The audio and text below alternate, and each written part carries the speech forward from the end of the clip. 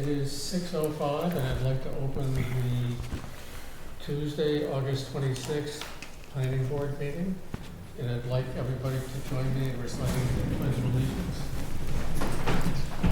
I pledge allegiance to the flag of the United States of America and to the republic for which it stands, one nation, under God, indivisible, with liberty and justice for all.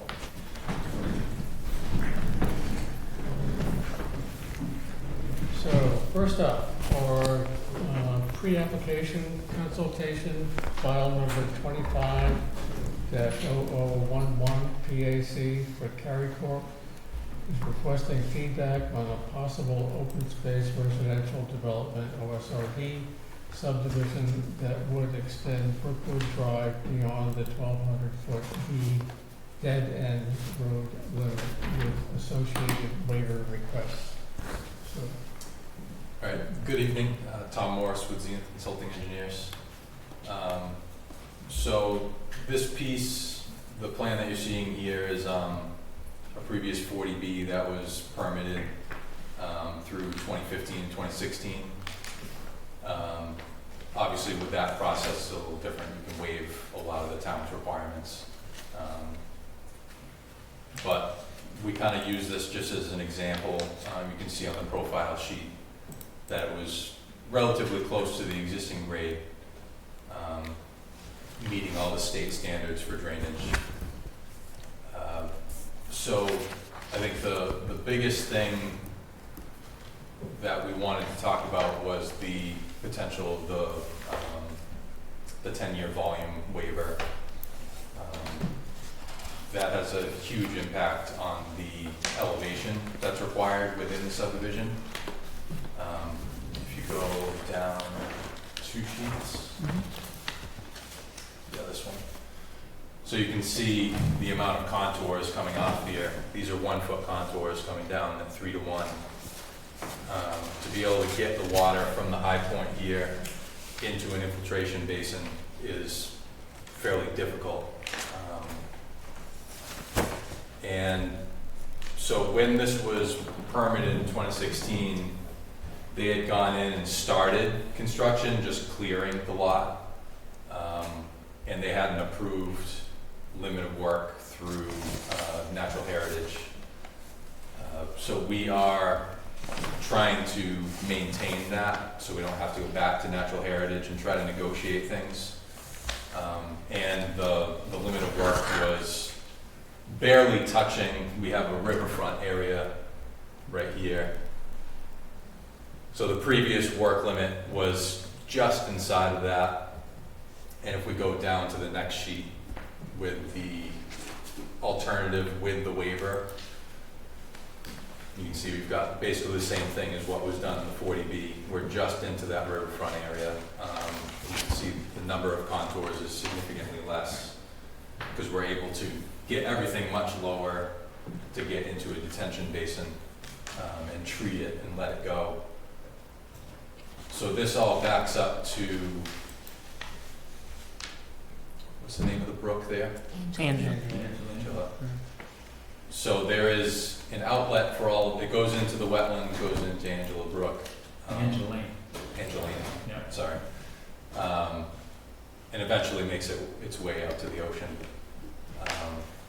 So we have a good outlet on this where I feel the waiver control, the volume control is not as much of a concern as I know we had for Francis Estates, because there was an existing issue, I think, with that culvert on Main Road. So the volume was more important there.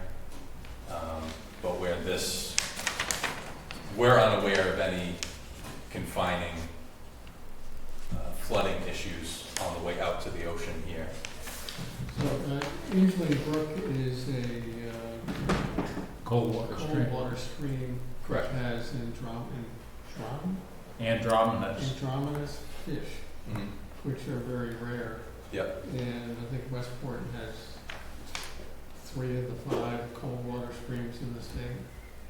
So it isn't just water's gonna go out to the ocean, it's what will it do to Angelina Brook? Understood. So, in terms of heating the water, Mhm. so if it raises the temperature of the water, that can be a concern. So,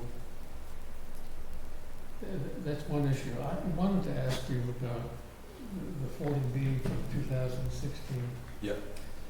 My recollection, which could be hazy, before I was on the board, I thought that something else was proposed to do off the end of Brookwood. And the response to the people, for the people on Brookwood, was to take the road back private from being a public road. Is that the case? That's what I understand. I am unaware of that level of the history, because we didn't do the permitting for the 40B. I know they ended up doing a solar farm right here off the end on the abutting property. And I think there was discussion of that being a subdivision back there as well, but they ended up doing the solar, which I think was just recently finished. Mm-hmm. So that has like 20 years on it, is what he said, I think. It was finished last year, I think.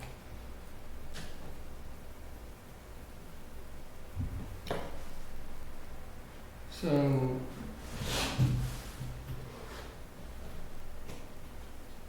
sell me on this. I mean, So I understand the issues, but why should we approve it? in terms of the issue of Angeline Brook and not disturbing that, we're gonna be we'll use all of the DEP approved stormwater controls for discharge to a cold water fishery. They have a list of ones that you're supposed to use.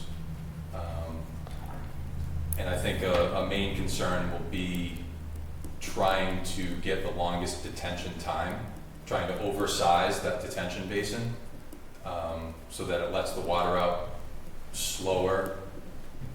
You get more detention time, it's got more time to cool off from the water hitting the pavement and running off. There'll likely be wetland vegetation in the basin that we propose, which will help with nutrients being removed. And again, just water moves a little bit slower through that in the lower storms.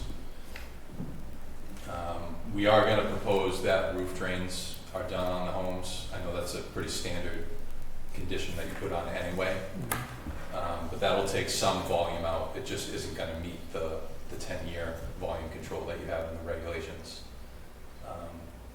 And kind of an ancillary thing is the waiver on the sidewalk. I know with Francis Estates, you guys were saying that it's kind of been the new thing that you guys don't want to waive that. But we wanted to just discuss it since we're here. There's no sidewalk on Brookwood or out on Main Road. So it's quite a distance between where our sidewalk would end and anything that it would connect to. And then that getting rid of that impervious area helps with the volume as well. So, you're proposing an OSRD, right? Yep. And we're actually taking a lot off of what we can get from the conventional layout. The yield plan gives us 8 lots, and we're kind of using that as like a good faith thing to maybe get this waiver, is take one of those out. So we're designing for 7 lots in the OSRD. We'll have the shared septic system and then the drainage next to that. So, tell me the benefits of this OSRD. I mean, there should be some environmental benefit, if we're gonna grant an OSRD. And it looks like a conventional subdivision, just with smaller lots, so. Correct. Yeah, so the limit of work will be less. I think if you go up 2 sheets, I have the yield plan on here, or maybe just 1 sheet. There it is. So there's no grading on here, but the southern lot is about the same footprint here, same amount of work. But as you get into the lots where we need to put the wells and everything, it gets bumped back a little further, and the drainage would have to go out behind the houses. So it expands the limit of work. Can you explain that? I'm trying to reconcile the two different kinds of drawings. This one shows houses to the west of the driveway. Right. And the other drawings show 7 lots mostly to the east of the driveway. Right, so this is the conventional layout to create a yield plan for how many lots we can have in the OSRD. So this is just a layout plan showing that we meet zoning essentially for all of these lots to get 8 lots here. So the road is shifted, it's just a little bit more efficient that way. But that's not what you proposed to do. This is not what we're proposing. This is basically a picture to show how many lots we can do. Gotcha, okay.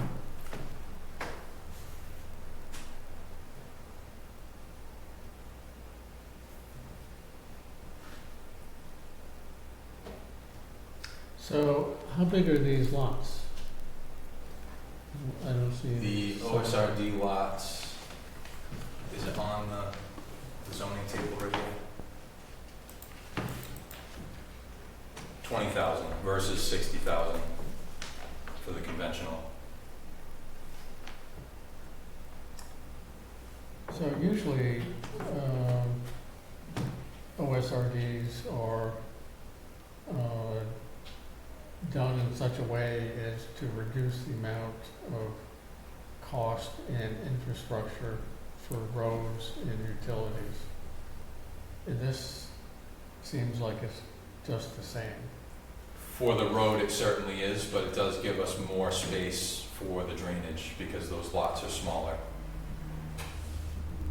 And we're taking one away from the yield plan, going from 8 to 7.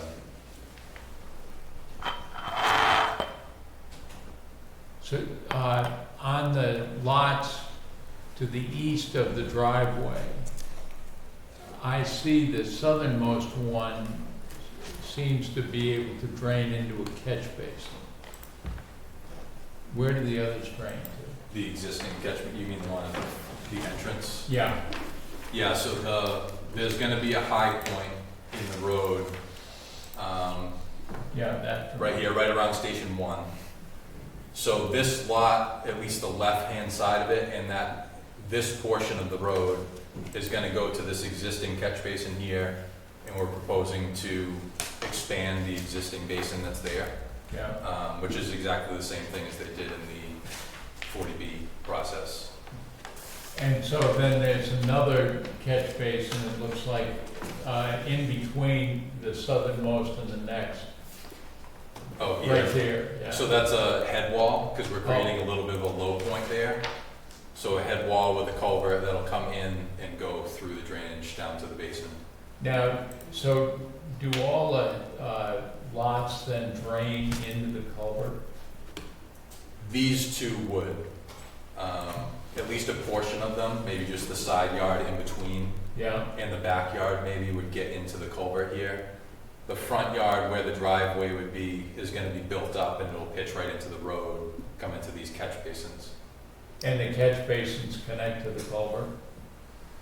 Yeah, so the culvert goes, it's flowing in this direction to the Yeah. basin that's back here. But yeah, it's all connected in one system. So do all the house lots then drain by one means or another into the culvert, which then transports the flow to the retention basin? Is that what?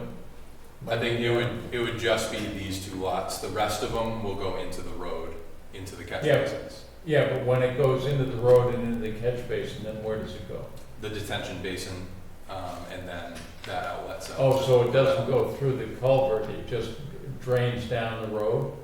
Yeah, so we have a manhole here, so we're Yeah. doing the culvert into a manhole and then piped into the drainage system in the road that goes down to the basin. So it's not just going across and going to the. No, well, that's what I'm trying to get at. Yeah, Is all the flow from the houses intercepted before it gets to the west side of the road? yes. And if that is the case, then, right now with no development, it looks from the contours like everything is draining down to Angeline Brook. Right. So you'd be removing about half of the flow to Angeline Brook, because everything from the house lots goes into either a catch basin or the culvert or the road and gets to the retention basin. Yep. So does that mean then the flow into Angeline Brook is just from the land to the west side of the road? Yeah, so you'll get some off the back of off the side of the road here and off the back of the couple lots. But that's going into Angeline Brook now, right? Right. So,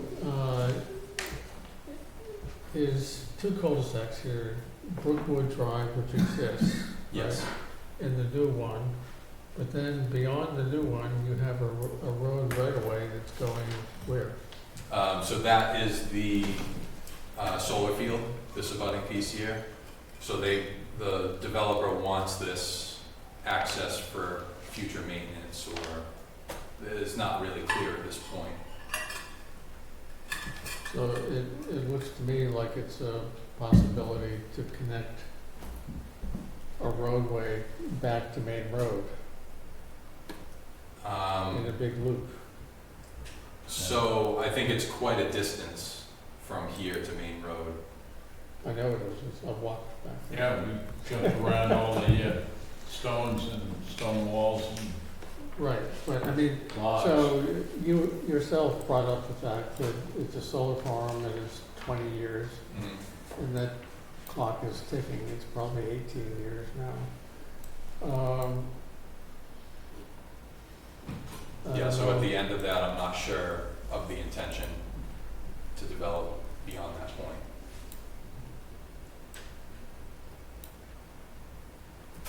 So, I mean, the construction,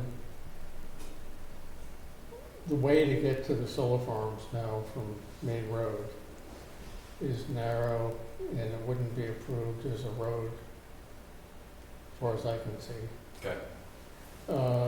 Ever. But it would really need a lot of work to do that, even though there's a bridge and everything else in there, but it's not to road standards. So I don't really understand what this connection point is, besides having his cake and eating it too, and wanting to have access to that land so he could do a loop. Yeah, I think it's just kind of leaving things open for the future. I don't think there's necessarily a plan right now. I certainly don't know anything about it. But it's not, we're not proposing to build a road through here. We're ending it right at the cul-de-sac. That's just the right of way that's extending. So the yield plan is, I assume, is showing 60,000 square foot lots, The yield plan, yes. and that is,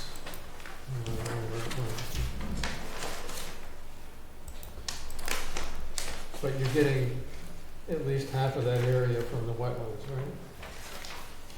Yeah, we do meet the upland requirement on the lots. But yeah, a decent portion of the area does come from the wetland.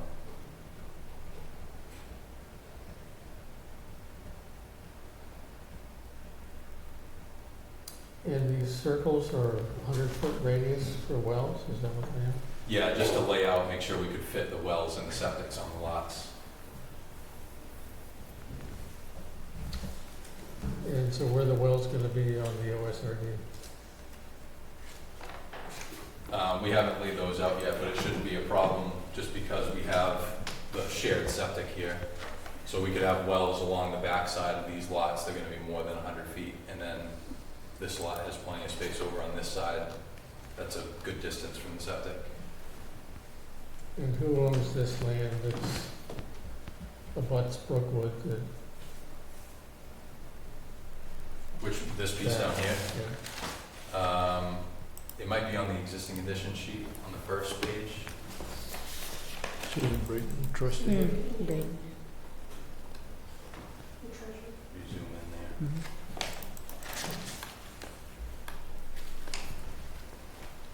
Susan Brayton, trustee, 2, 4, sorry. Susan Brayton. and Diane Cesare.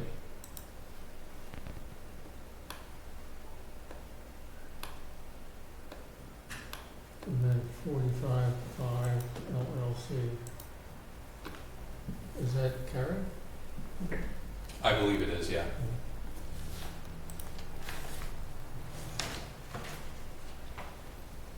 So if you squish all the wells down to that border, you're putting part of the 100-foot circle on somebody else's property? Right, and they don't necessarily need to go up against the boundary line. We would try to keep them, because that is something we think about, because we deal with a lot of septics where the neighboring wells are an issue. So we'll have them as close to the road as we can without being too close to our own septic. And the septic that's shown on these plans is the conventional size, and what we would actually propose to build would probably be a Presby system. So it'd probably be maybe 60% of the footprint that we show. It would be a smaller septic. For the leach field? Yeah. And what kind of,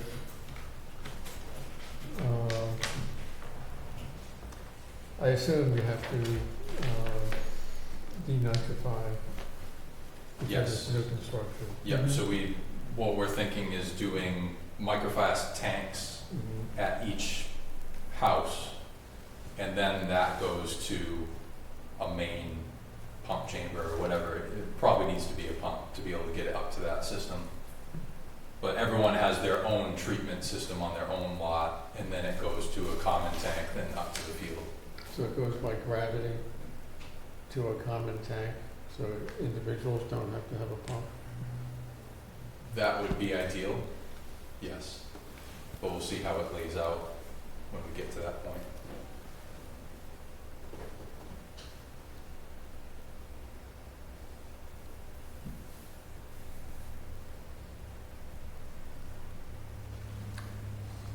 Questions from the board?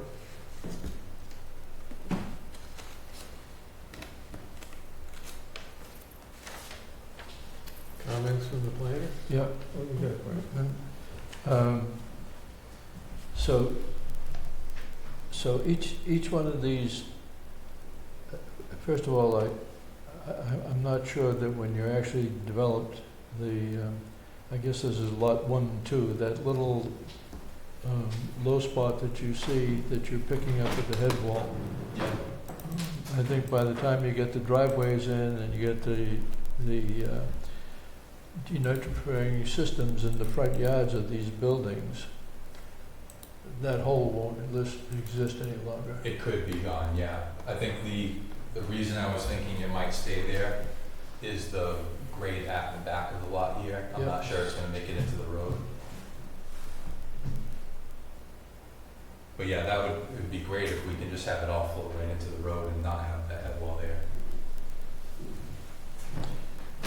And the shared leaching field is just the leaching field, all of the denitrifying system is on the lots, Yeah, and the controls for each of those will be in the homes and things? correct. So we're not in charge of the septics, but Right. wouldn't it make more sense to have one treatment? It's Wouldn't it be cheaper? maybe, but it would have to be a bigger unit, so the price on them kind of goes exponentially as you get into bigger units. So how big are these houses? What we're showing is either 2,000 or 2,500. I was just doing that because you require a certain amount of roof area to be used in the drainage calc. So I was just showing that footprint. It's unlikely that the footprint of these houses is gonna be that big. So I'm just trying to get a feeling for how much flow there is from the septics. So if it's Probably three three, bedrooms, I think it's 3 bedrooms is what we're figuring. So that's 2,100 gallons a day.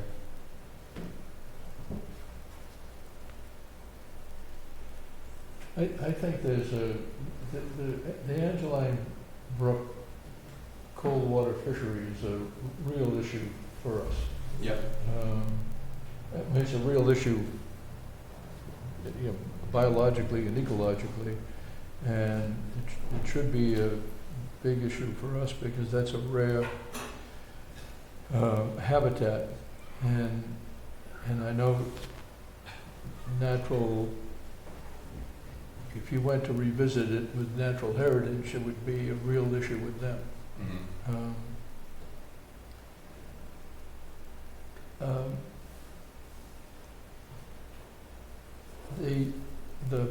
The pocket wetland, I think it should be vegetated. I think that's a step forward. Yes. But you had I gather that the test pit information that you show the locations, but you don't show the results of those things. Not on this plan, no. We do Right. have them, and we'll provide that on the definitive. Um, So groundwater is generally 2.5 feet from the surface of the ground, which is why the road has to be built up so much if we infiltrate. Yeah, that doesn't surprise me. And we have the experience of actually building the detention basins on the adjacent property Mhm. when they did the solar farm. Several of our members actually inspected that. Yeah, I think a pocket wetland or something similar, it's actually advantageous that we have a high groundwater to get that permanent pool and support the wetland vegetation that will be in it. And the reason you can't do an infiltration basin is you can't make the clearance from the groundwater work? It's very difficult to, and it has just a very large impact on the limit of work. And I think we'll actually end up with better treatment and longer detention time if we have more space for the detention system versus trying to fit the infiltration. And then I had a small detention system in here that was just, so this was handling the 10-year storm, and then it was overflowing to the detention. So that's not what you're planning to build? Yeah, so this is just to show what's required to meet the volume regulation. And then what we're proposing is the next plan. If we got the waiver from the volume control, we have a much bigger area here to make a nice big detention system that'll hold the water longer, better treatment. So this is basically, if it's full, is 4 feet deep? Right? The basin, Yeah. yeah, So this whole area is currently forested? it's cleared. It's clear. After the 40B, they went in and cleared it, and then they just didn't go any further beyond that point, starting construction. The erosion controls are in place, and it's cleared.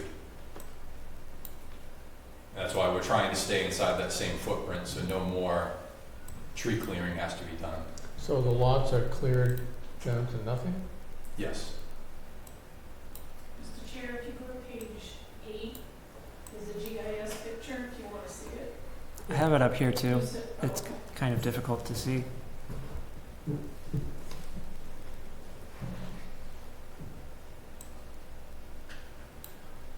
Yeah, so our detention system would be going right in this area down here. The road and the homes.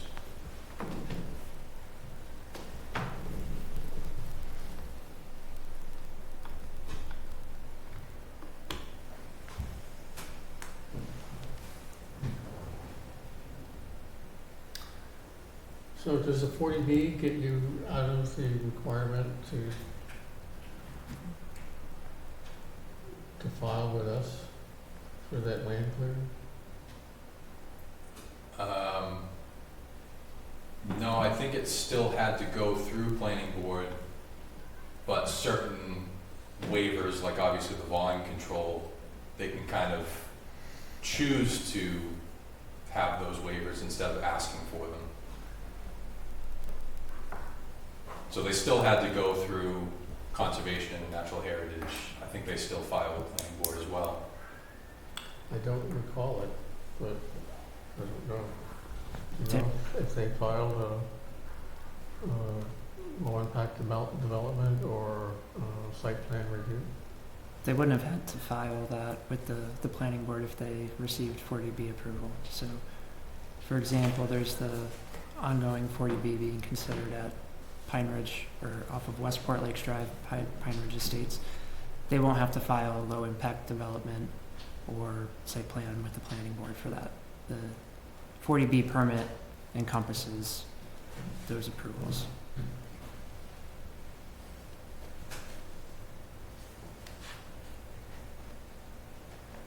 So why is it that you stopped? I'm not entirely sure. Like I said, we weren't involved at that point. Kind of similar to the Francis Estates, where it had previously been done by another engineer, that old subdivision there. Yep. It looks like a mess. Is there any current stormwater controls on this? No, just the erosion area? control, the barrier. I think it's silts. I'm not sure if it's Just silt soccer or Just silt silt fence. fencing and stuff? That's it? Yeah.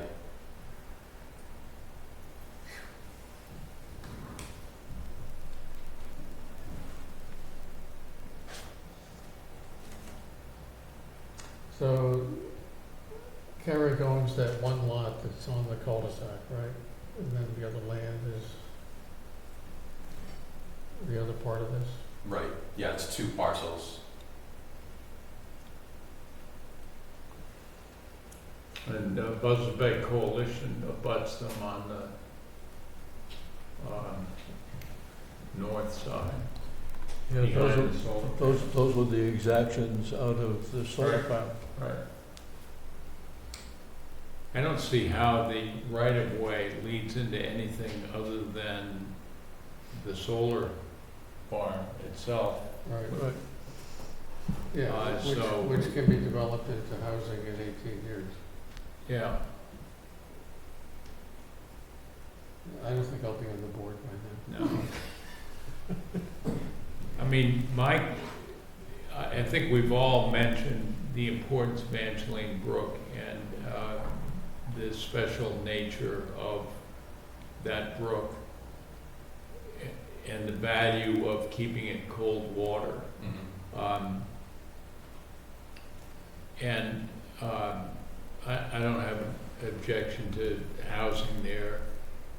As I said, it seemed to me that you're reducing the flow by, I don't know, roughly half. That's going into Angeline Brook now, and right now it looks like it's flowing over cleared land. You know, I don't know what happens in a rainstorm like we had last week with that flow down to the river. Right. But I think if you're intercepting everything from the developed land into a large retention basin, then that's gonna reduce the flow to just what is coming off undeveloped land, seems to me. So I would think that's a positive outcome to the current condition. Right. And the way I was doing my drainage calcs, I was assuming the original existing condition of all woods. So Yeah.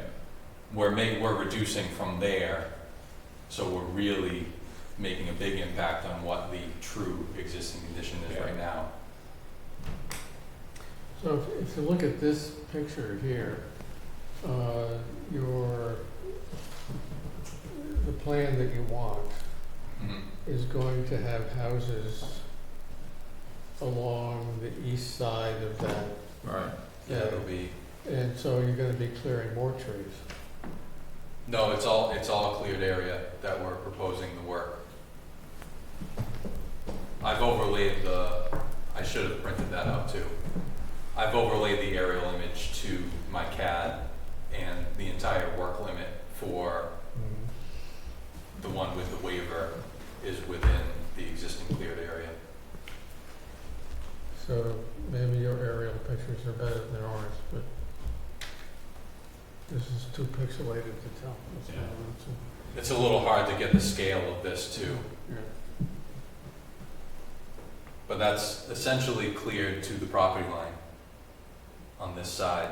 So the houses would be off of that and then the road. Mhm. And the road comes out pretty close to the tree line on this side. That's why it looks pretty tight, because there's nothing going on that side of the road. The road comes along this side, and then you've got the septic and the drainage where it bumps out. So is there any way to reconfigure that constructed wetland slash basin such that it would have more tree cover, which would reduce the temperature? Because what I'm concerned about, and I don't know if this is true, but you have a shallow, big pond is what you got, or a wetland that's completely exposed to the sun. It's going to increase in temperature. Yeah, So,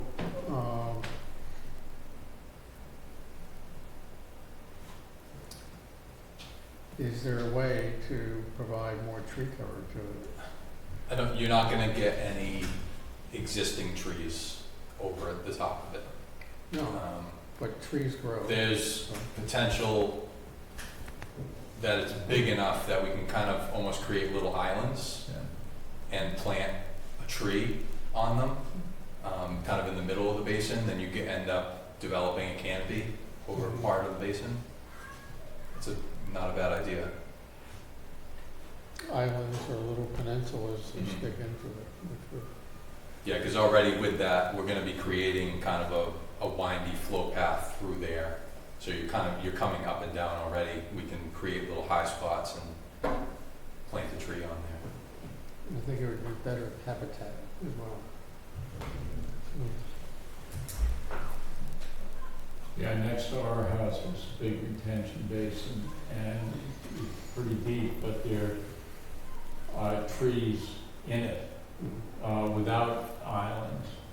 And, you know, it does its job when there's a heavy rain, there's water, but it's so infrequent that the trees don't have any problem growing to 60, 70 feet tall Right. and shading the whole area.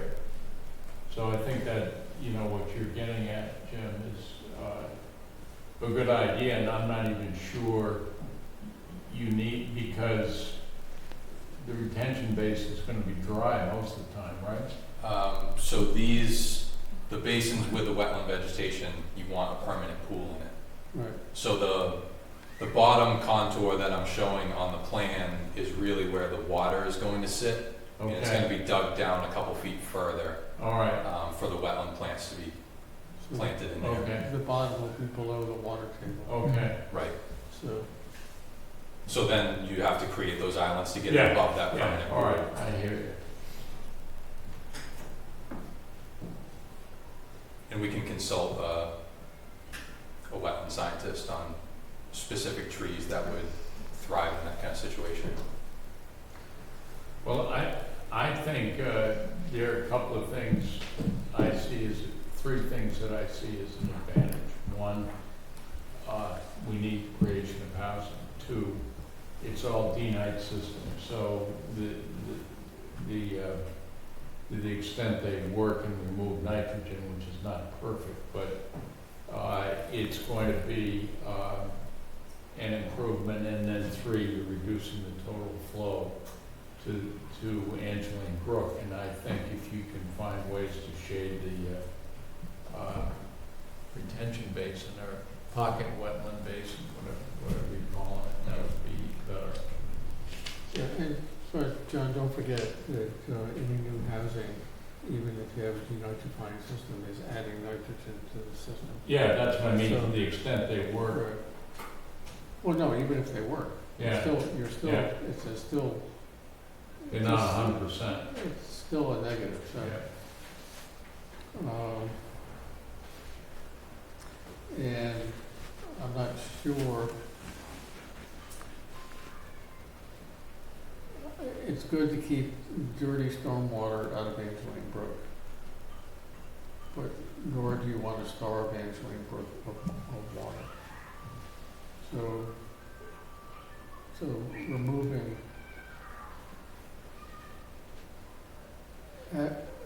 allowing a way, for, in my thought process, which may be flawed, is if you allow the waiver to the extra stormwater removal, as long as it's clean stormwater, I think it's probably better for the system to grant the waiver. So, Mr. Chairman, the open space is a, open space development requires a special permit. So we, under the special permit, I think we would look very carefully at the impacts on Angeline Brook. And at least what you've shown us here in the early going, the riverfront area doesn't extend all the way on these plans. And it stopped short of the basin. So we would need to It's see, not depicted.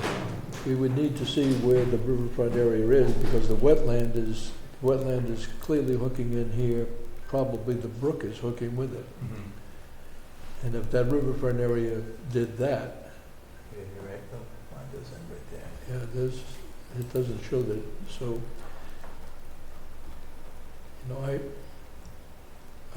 I for one would, since this has been all cleared, and it's got a solar farm that we approved on the next parcel, I would not be opposed to extending the subdivision. But we would be very careful looking at this and exactly what that design is. You know, this future stub that you're leaving yourself, if that weren't there, you know, one of these lots could shift, you know. So first of all, you've got to show us where that riverfront area is across this whole thing. Yeah. And then what this actual basin size is like. Yes. And I would look at the real drainage here, and if you drive the base of that within a foot of the seasonal high groundwater, you know, this is a big enough, this whole thing here is a great big wetland that's running through here. You should be able to get a wet basin and have it vegetated successfully, Yes. not just a gravel pit at the bottom of this thing. Right. And I would say that if you do D-night systems here, you're going to end up with a pump and a force main to bring it over to this thing, I'm sure. So we would look at that, but I think the more that we can get some exfiltration out of that basin, the better off we are. It is the surest way to continue to have cold runoff running into the stream. You're saying to have infiltration is the best way? Yeah, Or- but I think this is a silly solution. I wouldn't approve, you know, coming out, you know, I've driven Brookwood several times. This is essentially just rolling up and down a flat road. Mhm. And to create this mound just to get the infiltration, I think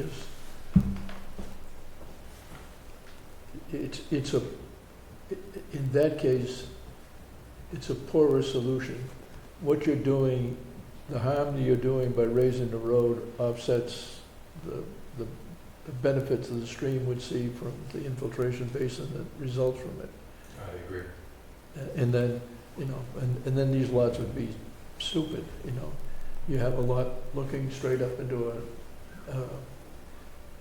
seven-foot embankment. Yeah, I mean, they'd have to be built up anyway. We always want the driveway pitching towards the road. So I'm not in favor of that solution. This solution is tolerable.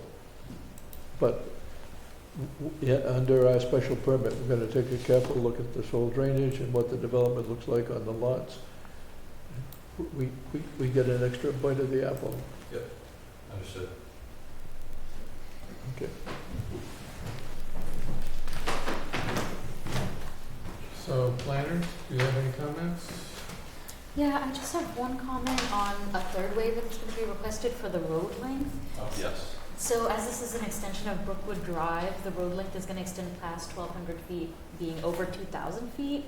And so we checked with the fire department on the extension. He's okay with the extension. The main concern from Lieutenant Nunes was the turnaround radius. And he said at least 30 feet. And it looks like, we looked at the plan, it looks like there's a 30-foot radius for that inner circle and a 60-foot radius for that outer circle. So he said, as long as there's a 30-foot radius for that inner turn circle, it should be good for fire. The road length is okay. And he just wanted to know, or I guess the next comment from fire would just be the location of the subsurface tanks, the cisterns. Yeah. You might be able to maybe use one existing on the existing subdivision because For the first couple. for the first couple, right, because it's only 750 feet on each side, so he was just like, you might have to either put in two or be able to take from one for those first couple. So he just wanted to make those notes and is curious to where you guys will place them. So that's what we'll be paying attention to too. Yep. So, I have one other, as you mentioned, Jim, even with D-Night, there's a net add. right, I went to a presentation by the Buzzard Bay Coalition. Bob was there, and they talked about a development with Ocean Spray in Wareham, I think it was, which was several hundred units, and how they impressed upon the developer of these, turning Cranberry Bogs into a lot of housing, that they got an agreement for zero net increase in nitrogen. And so how did they achieve that? I think it was D-Night systems or compact sewer systems, but it was also restoration of wetlands. But the net result was no addition right. from a new development.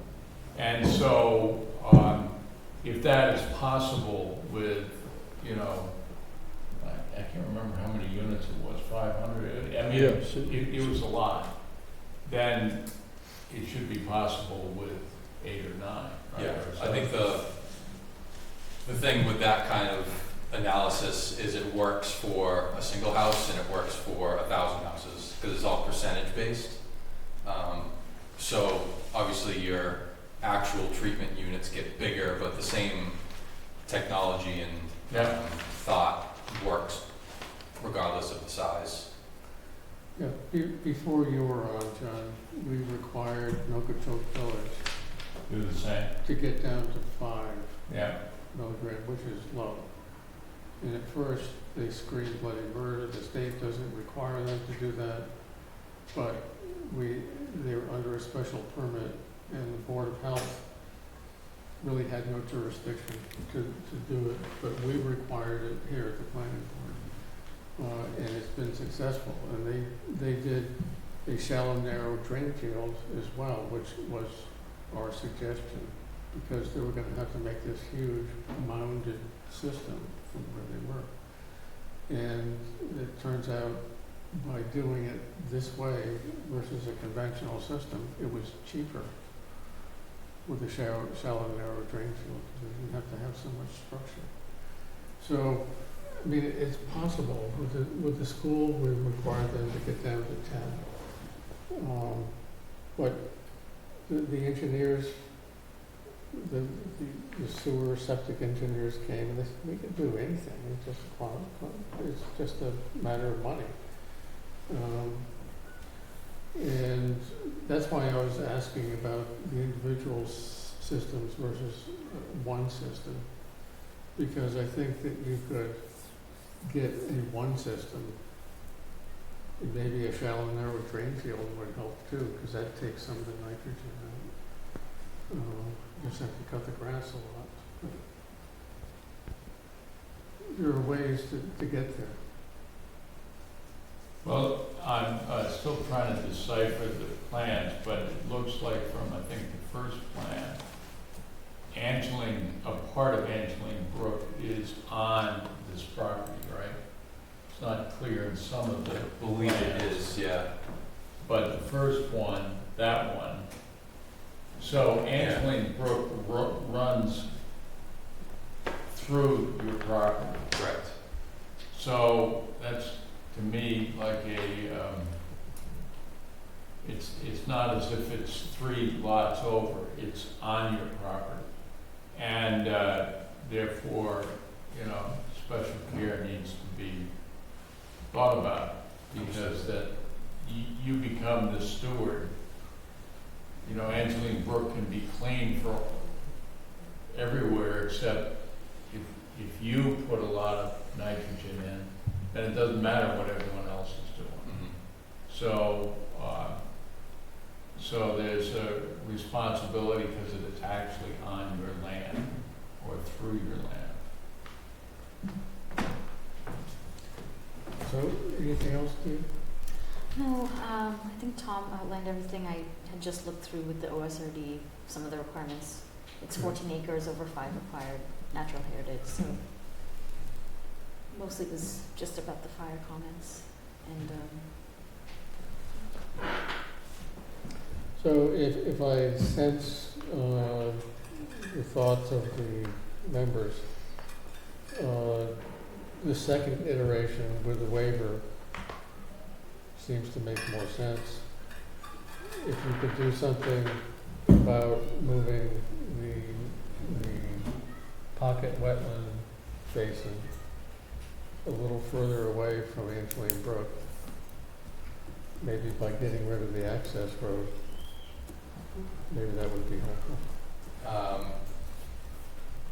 Yeah, so I will say partly the reason why it's as close as it is because we're utilizing the entire existing cleared area.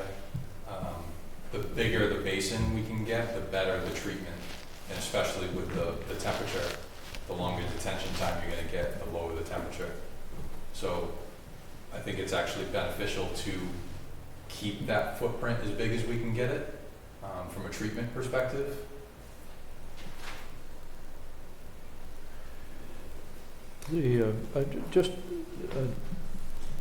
When you come back, the wetland flagging and on the sheet that's up there now,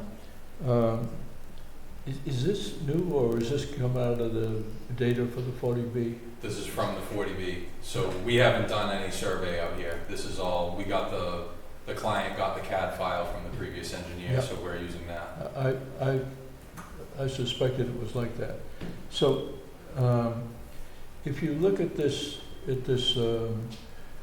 all the lines on this, there is a series of flags at the sort of the top of the picture there. They're all labeled RF1 through 17. Right, that's the brook. That's the brook. Yeah. And I assume that's what because under the riverfront, there's a definition of where the riverfront boundary is. Yeah, something like the top of bank or. Right, so it's the mean average flood kind of number. So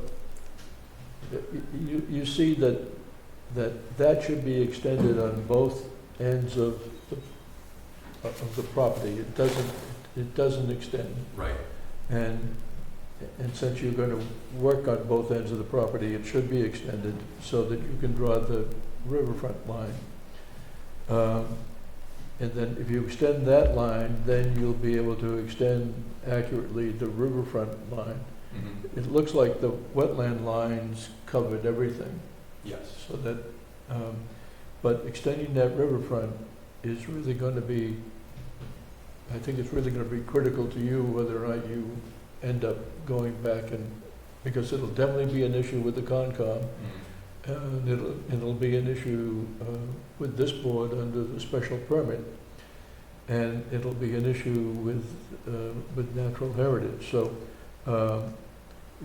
let's get that done before you come back in, and then we'll be able to. I think it might be beneficial to you to have a preliminary filing or something. We can chat about what this stuff is going to be when you think about what are the on-site systems going to be, are they going to pump into this whole system? So I think, coming back for, not for another consultation, but when you get ready to file, that you file something that's, with the planners, so we can talk about the stuff before we have a public hearing. Okay. So are you suggesting a Form B or just another kind of just draft, here's what we're thinking? I think a draft, it's just a suggestion to avoid having a public hearing in which we dig into we end up not liking the plan that gets submitted. I mean, it's okay it's okay with me to do all of that, but you might save yourself a little by having a working session with the planners. So, how does this property perk where that septic system is? Is it, So I think the perks range, they did several perks in that area. You can see they had That's quite a right. few holes. yeah. They range from like 6 minutes an inch up to about 20, I think. So it was definitely a little bit of hit or miss. I know in general, the soil texture is sandy loam, so it's not great stuff. And the water table being that high, it's glacial till. So it's compact, Right, and so how deep is the water table? about 2.5 feet. 2.5 feet. So, the septic is gonna be a big mounted system. Yes, yeah, a bit, yeah. So, you ought to look at some systems that can reduce the area of your leach field. That's with the Presby, you get a 40% reduction in the field size. And then because it's gonna be pumped,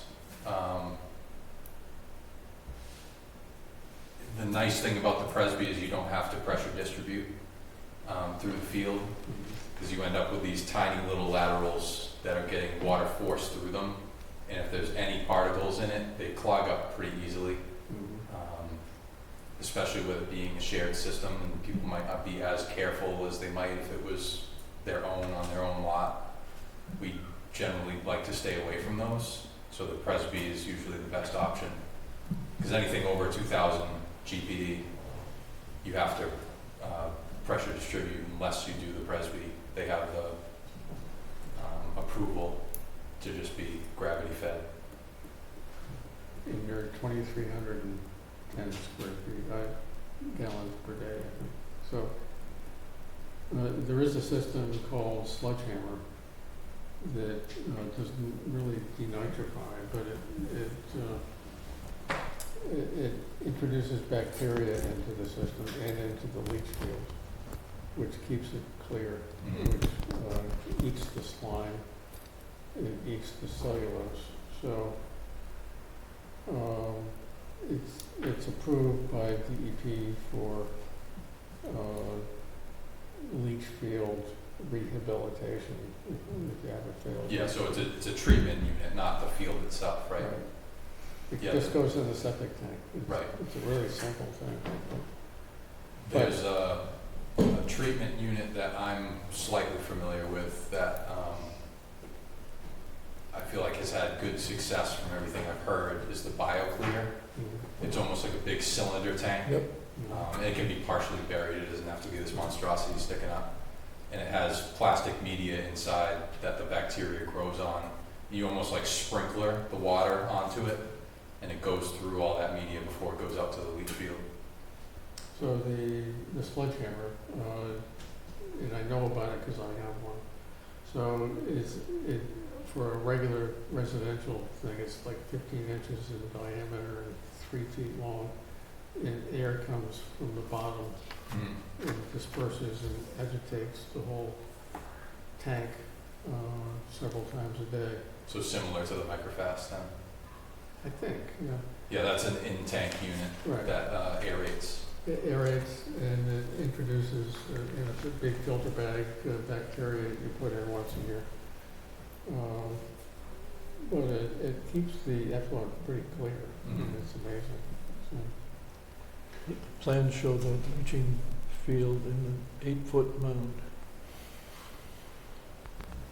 so maybe it'd be better to do a shallow, narrow drain field, because maybe you could reduce the size of that. Do you know specifically what, I'll look into it, but do you know the technology they were using for that? Because I think that's just like a We have general it term. somewhere in the files. I'd be interested to see it. That's expensive leach field. And it's big. How big is that? Do you know? I don't know off the top of my head, but like I said, that's the conventional size with trenches and reserves in between. So what would actually be constructed if it were the Presby would be considerably smaller than what you're seeing on this plan. And then part of the mound that you're seeing off the back side of the system, we'd probably try to keep the system as close to the road as we can. And where that existing grade is dropping off, we might not be quite as far out of the ground. And you can do a sloped system with the Presby too, so we can try to keep it, the mound down a little bit. So anything you could Looking do- at, those are 20,000 square foot lots, that's a 10,000 square foot. Yeah, or 12. Yeah. That's what I was just trying to figure out. If you could reduce the size further, you could maybe move some of this retention thing away from Ashland Brook. So we do still have to reserve the area for the conventional system. So unfortunately, the trenches are the most aggressive for reducing the field size for a conventional system. So that's as small as that's going to get, and we can't go into that with drainage because we have to preserve that area, In case. just in case like Presby loses its approval and you have to go back and put in a conventional system. I have one Sure. thing not related to drainage. Well, maybe it's a little related. And that is, you've mentioned that you want to seek a waiver from the sidewalk requirement, which we've had for, I don't know, a year or 2 years of anything over 5 lots. And you've argued that that would reduce runoff if you don't have sidewalks, and of course it's cheaper. And you made the argument that Brookwood doesn't have it and Main Road doesn't have it. And I think that in the past, the planning board has not subscribed to any of those arguments which have been made before, because Westport was a place without any sidewalks, and there's a reason for sidewalks, Yeah, you're trying to and build you that. have to start somewhere. Yep. And people in many neighborhoods like this are gonna go for walks. It is nice to have. I And- understand that. They're either gonna walk on, or if they're in a wheelchair, roll on the road, which is not desirable, Mhm. or they're gonna walk on the lawn, compacting it so it's gonna run off anyway. But people will walk, and, the question is, how do we make that safe and attractive? And the cheapest way to do it is while you're in the planning stages and you know it's part of the deal, as opposed to trying to retrofit. Right. So, we haven't expressed much sympathy for people seeking waivers on that. I don't know, I'm just speaking for myself, but. Yeah, we provided it on Francis Estates, Yeah. even though there's nothing on Charlotte White Road there either. So if you don't wanna waive that, no problem. Okay, so, Yeah, I think that's an excellent point, John, and particularly here, since all the homes are on one side, having a Yeah. sidewalk on one side is the thing we should do. yeah, I, Okay. so the question is, Brookwood is a private road, right? I'm not sure. It is. It is? So, has anybody had any discussion with the people who own that road? Not that I'm aware of. I'd have to talk to the client. We haven't talked about that specifically. So I would think, I'm just going by fuzzy memory, there was a big problem before. And I think it would be useful to have that discussion ahead of time. Yep. And also, I can't remember which of these systems, or is this new layout gonna put any water onto Brookwood's? There will be a little bit of water that goes to the existing catch basin on the end of Brookwood. And then that goes into a basin here right now. And we're proposing to expand that to take that additional water. Because part of the basin is half on our property. So we would extend it to take this extra water. Who owns it? Even though it's on your property, you may not own it, Yeah, we'd have to look at that. I think.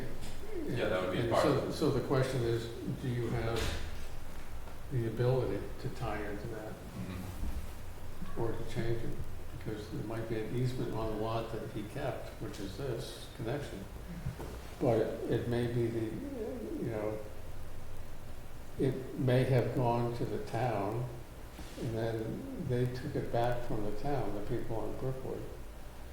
to So make we'd it have all to get private. approval from them to do anything with it. I'm not a lawyer, but. Yeah.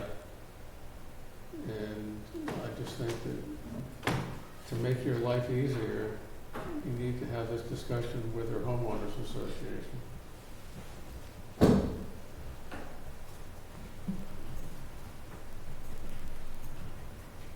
Because that'll be one of the issues, whether we give you the permit, are they okay with the extra stormwater going into their system? And two, with the extra traffic on Brookwood. And I don't think it matters that you had previously approved 40B, because this isn't a 40B. So, you need to do your homework, I think. So, anything else? Do you need anything else from us? I don't think so. So as I'm understanding, you guys are okay with at least exploring the idea of the waiver on the volume control. We will provide a sidewalk, and as long as fire is okay with the extension of the dead end length, you guys are okay with that? The existing Brookwood, I think, is about 2,000 right now, and then we'd be expanding it from there. And how long? Can you zoom into the stationing here? Mhm. 800 feet to the back of the cul-de-sac. Okay. So, being OSRD and off of a private road, it couldn't be accepted by the town, right?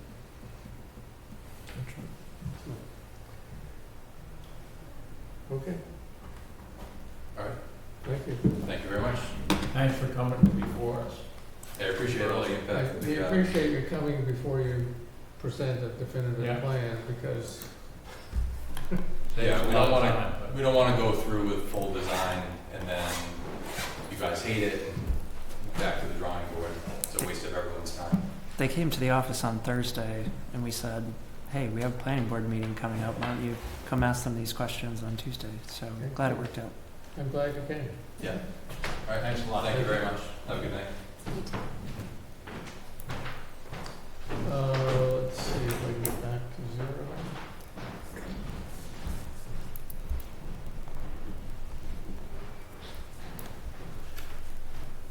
Next is 86 Center Street, A&R, file number 25-1895. So this is a pretty simple land swap. Both these parcels, they front on different streets, Center Street and Forsythia Lane. Both are public ways accepted by the town. The frontage doesn't change, and actually the lot size doesn't change either because it's an even swap of 3,555.5 square feet. So basically what I'm referring to as Lot 1, which fronts on Center Street, is, as you can see, giving parcel A to, or sorry, gaining parcel A. And then Lot 2, which fronts on Forsythia Lane, is gaining parcels B and C. So, yep, it meets the intensity regulations, meets the frontage requirements. My recommendation is to endorse this A&R. So I haven't done the arithmetic, but I assume that keeps lot 28-171 at 60,000 square feet or more? Yes, yeah, it's right at 60K, it's like 60.4. And then Lot 2 is much over the 60K requirement at 107.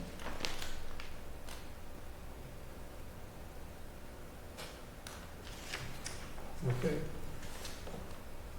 Any questions? Looks like it makes sense. For Doesn't both dis- properties. You want a motion? Mr. There you go. I move, based on the planner's recommendation, that we endorse the A&R for 86 Center Street. Second? All those in favor? Aye. Thank you. Next is Marcotte Drive, file number 23-031C.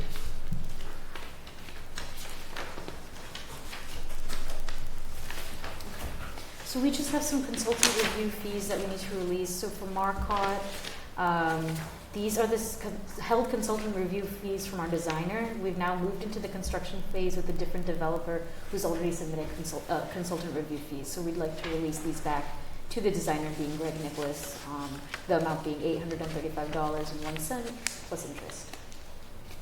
Want a motion, Mr. Chair? Please, and just to reiterate, they're starting construction, but they have a different Developer. developer and a different set of money that they've given us for review. Exactly, yes. I move we close out and release the consultant review fees for Marcotte Drive in the amount of $835.01 plus interest. Second? All those in favor? Aye. Aye. Next is Mellows Lane, file number 25-010U, for closeout review fees. Yep, so this is from our last planning board meeting. The applicant, Mackenzie Long, came in to discuss the adequacy of Mellows Way to provide frontage. The board did determine that Mellows Way does have sufficient width and grade to provide frontage for that parcel. CR fees were deposited but weren't used, so we'd like to release them back to the applicant. Want a motion? Please.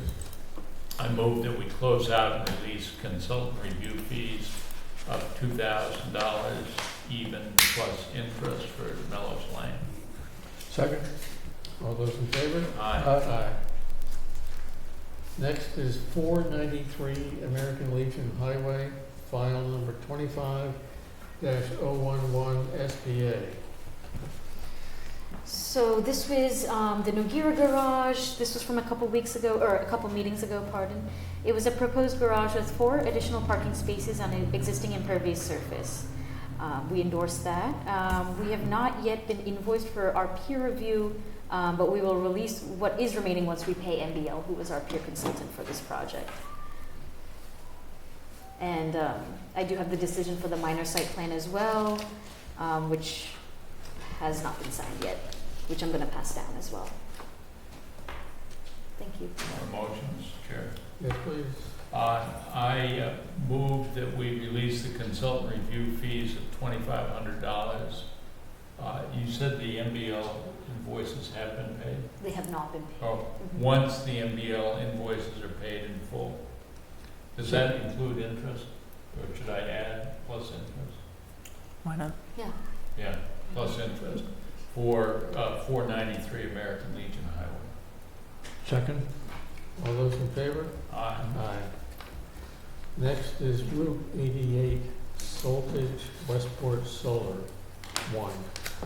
File number 18-011 SP-S-SPA-LID.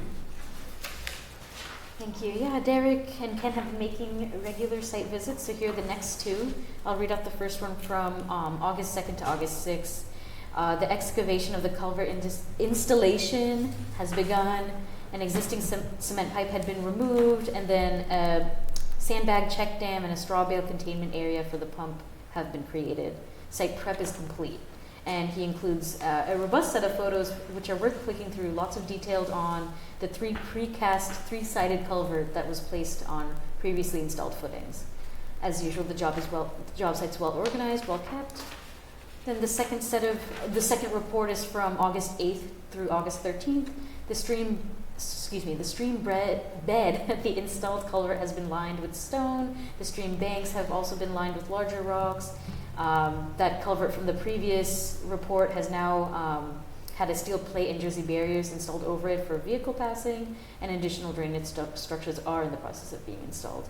And he includes pictures of that steel plate and those jersey barriers, along with some pictures of drainage.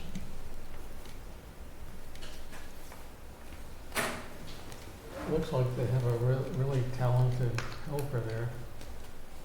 It has 2 right-hand arms. That's right.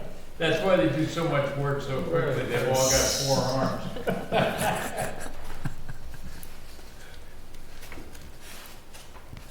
Now, look at the size of that thing.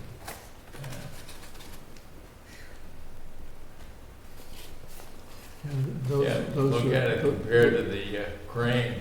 Those are open bottom culverts. Mm-hmm. We need one of those on River Road.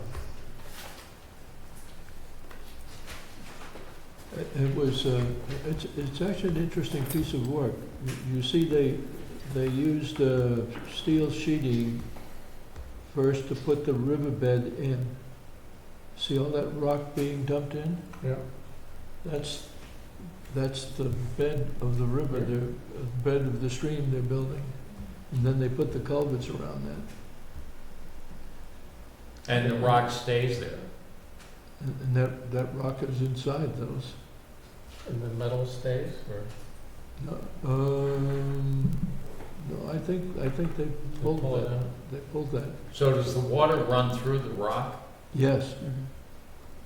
Okay. Wow, look how precise they are with this. So if the water's running through the rock, are there any fish passage issues? Oh, it runs through and over. I mean, it's whatever the stream design is, it runs over that as well. Oh, all right.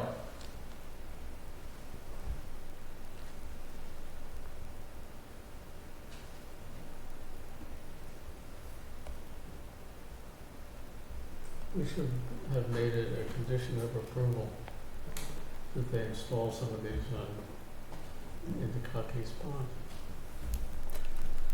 And I think in the further plans, you can see that stone apron that they have at the the culvert.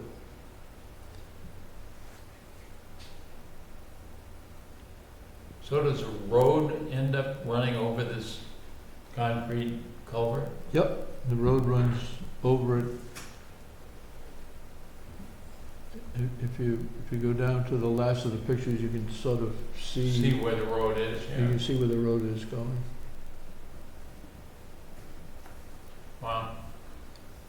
It's lucky they're building all of this in the sort of semi-drought we're having, or real drought we're having. The stream that they're building is totally dry now. So there's no action on this, just hearing a report? Yeah, just an update. It looks great. I think this kind of reporting that we got on this project is really beneficial. He's also been providing it on some of the other solar developments in town too. Something they've been doing recently.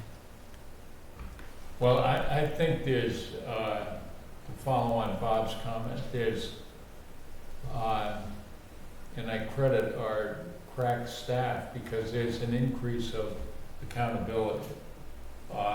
Both we get better reports, but also we are on top more of when consultant review fees need to be returned. It's just, we're accountable, but we're also expecting builders to be accountable. And it can be done, but it takes really good staff, which we have. So thank you. And it sets a standard for future. Who's playing the music? Kids outside, Oh. we're gonna get that thing off. Okay. Next is, I'd rather have music outside than a pickleball court. I don't want to get back into the high school discussion. okay, we need to RSVP to Serpent for their annual meeting on September 24th.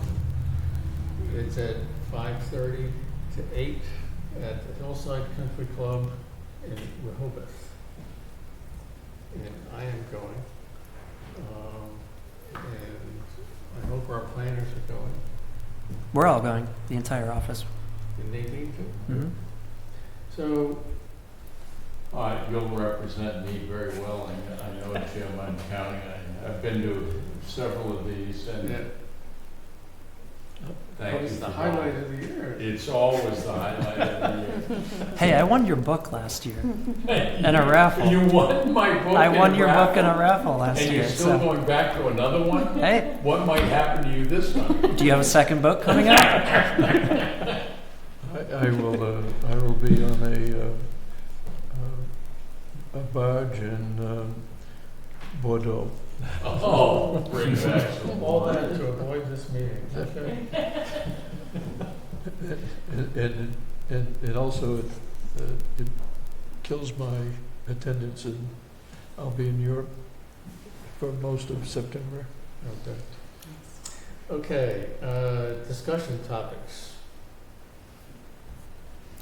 The Westport Historical Commission Scenic Roads designation, they initially requested to have this added to the agenda. Actually, no, it wasn't the Historical Commission, it was Betty Slade. And Betty Slade was trying to get someone from the Historical Commission to take on a request before the planning board to consider the scenic roads bylaw, and no one was able to attend the meeting tonight. So, but reading the law, it looks like that we have the power to designate. Is that true? I'm not very familiar with it, so I don't want to speak to what it says. It is a law in Massachusetts, and municipalities, under that law, municipalities have the authority to designate certain ways that generally they are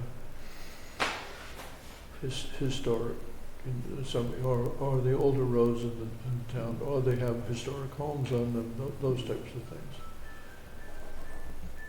So, reading just the first paragraph.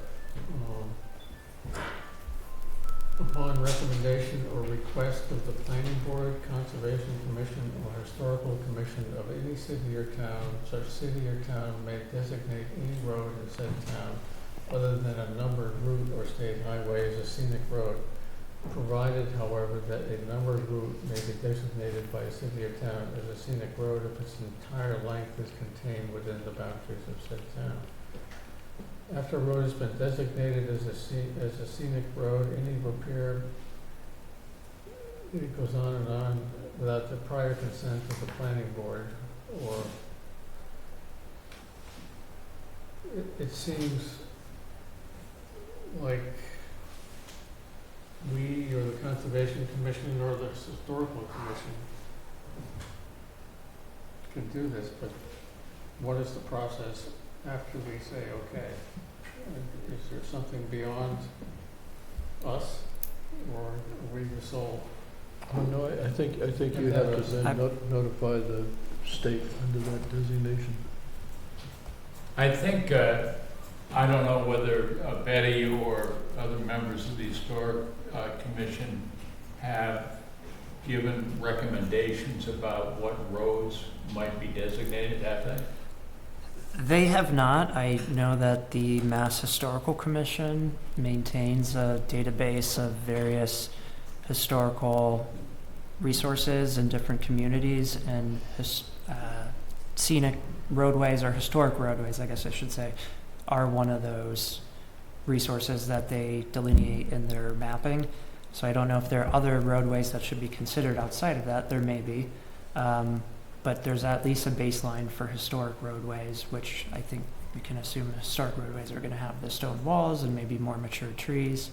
Those are things that the planning board could have jurisdiction over, taking the trees down or modifying the stone walls in those places. I think this is a really good idea for a couple of reasons. One, there is no question that there are a number of historic and scenic roadways in Westport. And someone once told me, this is more in cities, but it applies here too, that roadways are like the public's living room. And the houses form the walls of the living room, but the street forms the living space. And so it's really important environment. And I think that what can happen, and has happened in Westport, is with roadways, is people have knee-jerk reactions that if we're putting in culverts or if we're putting in high barriers, we're going to adhere to highway standards. So we end up with galvanized steel, which narrows a roadway, making it more dangerous for walkers and bicyclers. And it makes it uglier. And it's really because no one's thinking about anything other than what is the standard for building highways, say, and let's put a highway on Drift Road. Yep. And that's happened. And it's just lack of thought. This forces thought. It says you want to do something like that, you come to the planning board, and we look at it and say, well, wait a minute, that's not solving the purpose, and it's wrecking a scenic road, which can't be unwrecked once you do it. So I'm all for it, and I think, the steps, I guess, would be what roads, as you said, Michael, are already designated by the state. And if there aren't any, then perhaps going to the Historic Commission and saying, do you have recommendations, Main Road in the Historic District, or Drift Road, or, whatever. Yeah, I think we should do that, and I think we should do it, though, in a public hearing format. Yeah. So that we get... Invite Dave Lilleen. Yeah. And the bylaw has to be passed, there has to be a town bylaw Oh, passed. really? Yeah, I'm Really? Googling things as you Yeah. all are Yeah. discussing it. And it has to be passed as a town bylaw at town meeting.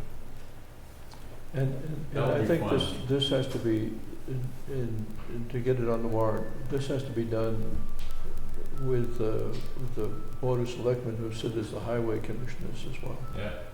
So so you can do it, but it says any city or town making said scenic road designation may make an ordinance or bylaw establishing that a violation of this paragraph shall be punished by a fine not to exceed $300.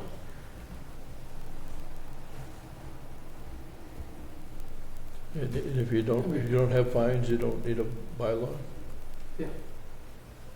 That's what I was thinking.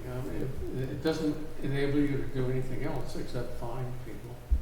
Well, does, And we already have an overreaching fine bylaw. It's a town bylaw. That if you violate, do changes to the public way have to come before the planning board? I mean, no, not now. So, And so we have also the issue of scenic roadways also gets into curb cuts. Where can you do a curb cut in a road? Maybe in a scenic road, there should be some thought into Right. that. if the curb cut is gonna take down a significant portion of the stone wall, Right. then some thought needs to be. Or safety. Yeah. And then it has something about a tree warden. Public hearing before the tree warden. We don't have a tree warden. And I think we should, because we have so many dead trees around here that totaled my car. Somebody's gonna get killed. And there should be a tree warden that has the authority to say, that tree, we're gonna put a tag around it, and it's gonna be taken out by the highway department, or whoever, or if it's privately owned, they have to take it out. But I don't know how we get away without having a tree warden. Yeah, we got I fence I viewers, think right? generally in my experience where there have been scenic roads, it always goes to, I'm thinking of particularly of parts of Lexington and Concord that were in the Battle Road and all of that stuff. You can't touch those stone walls and all. It's generally that type of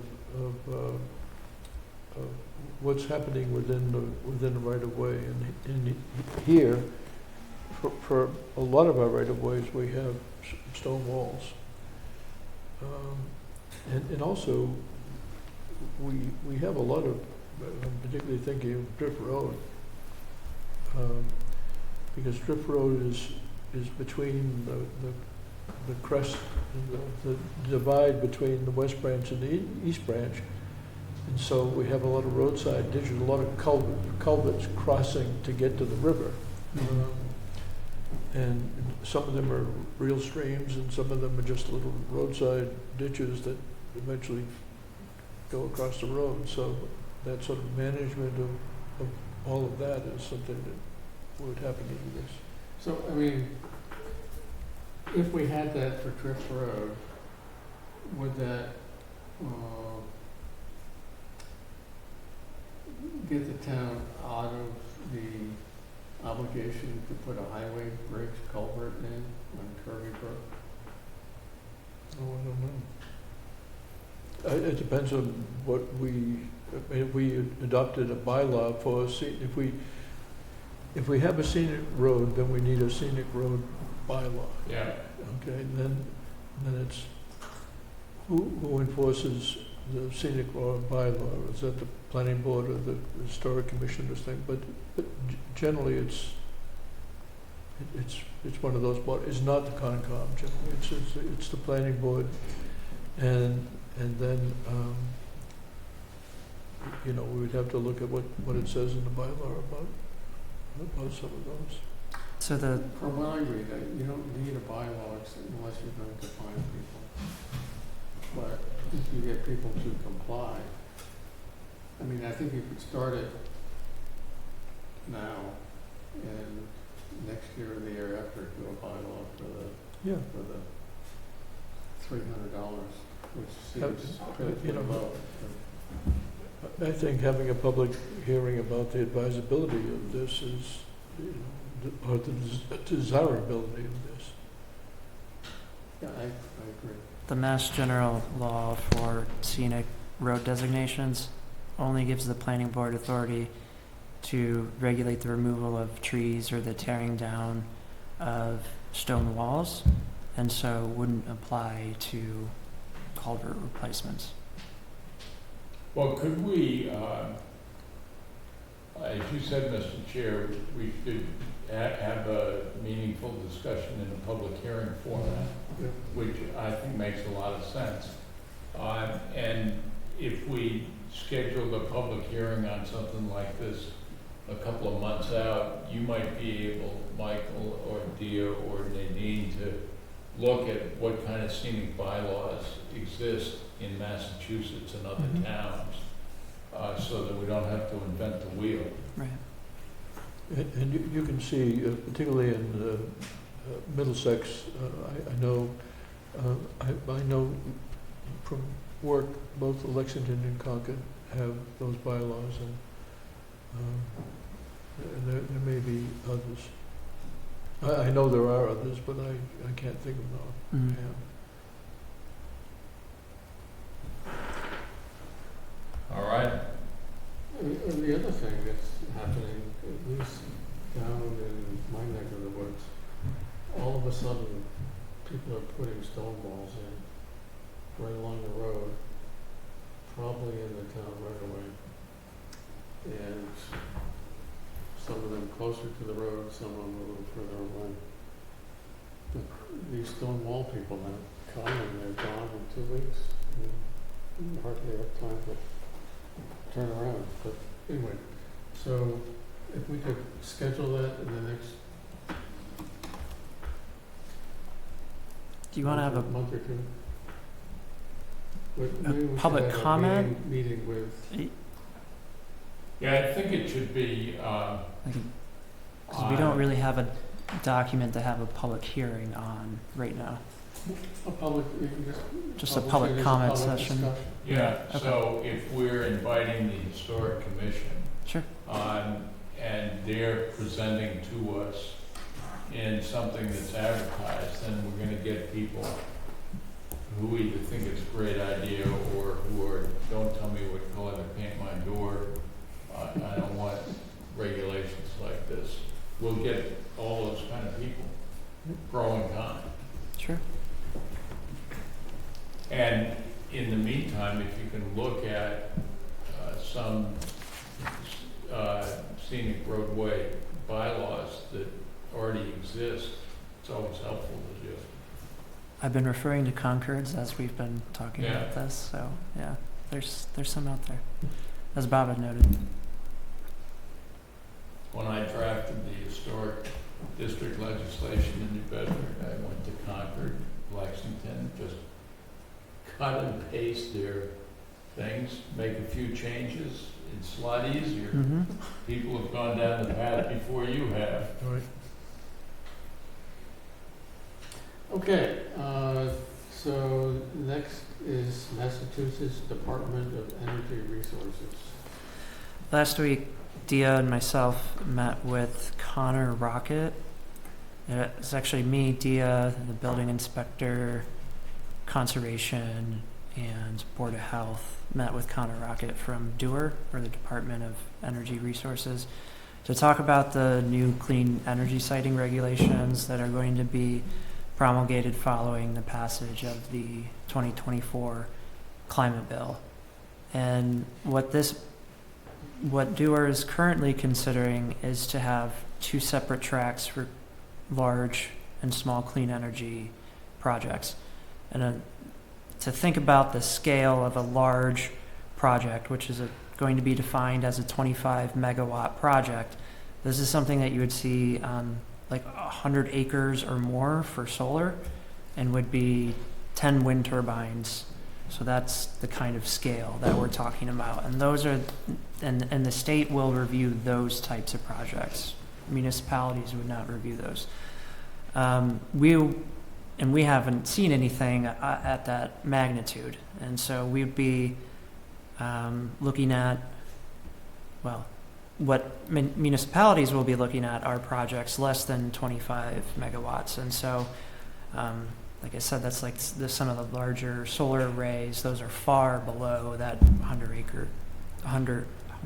acre threshold. So what we would have to do in reviewing the small projects is review these projects within a 12-month time period. There have been issues with kind of more spurious details that have been used as means to hold up various solar projects across the Commonwealth, and I think that's where this regulation is coming from. I know in Westport that historically hasn't been an issue of having a 12-month review period for a solar array. I think you all were doing them probably in like 6-7 months or something like that. We actually haven't had any proposed since I started working here 3 years ago. So, but from looking through some of the previous planning files, it seems like it's somewhere around that mark. So I don't think anything that, I think we'll still be able to review within that time period, and I'm not very concerned about having the time limit for it. One thing that we will want to be mindful, however, is that if there is a project that is coming up against that 12-month window, if you pass that 12 months, it'll receive a constructive approval. So that's kind of the stick in trying to get municipalities to move on reviewing these types of projects in a timely fashion. So like I said, we have, between myself and Dia, we and our consulting engineers, we have the capacity to continue reviewing these in the same way we always have been. And so we'll continue moving forward with our process with the planning board as well as with the Conservation Commission. What will change with the process a little bit is that there will be a standardized application that will be issued by the state, and solar development applicants will be required to have a pre-application meeting to do public outreach. They have to do this 60 days before, or within 60 days of submitting to a municipality.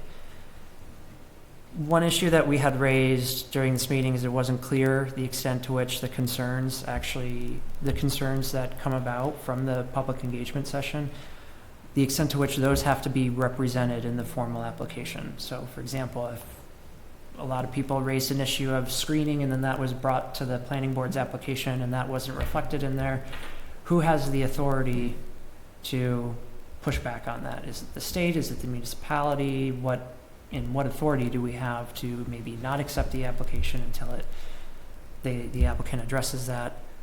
That was unclear, and so that's something we'd like more clarification on. There's also going to be, with this the standardized application, there's going to be an online portal through the state for submission of the application as well. And it's not clear how that's going to interface with local permitting processes. Does that kind of become a burden on the municipality to check to see if they've submitted with the state, or who's going to be monitoring that? So that was another thing that we had, another concern we had expressed with the representative from Dewar. We might have to modify some of our bylaws based upon the model bylaw that they're going to develop.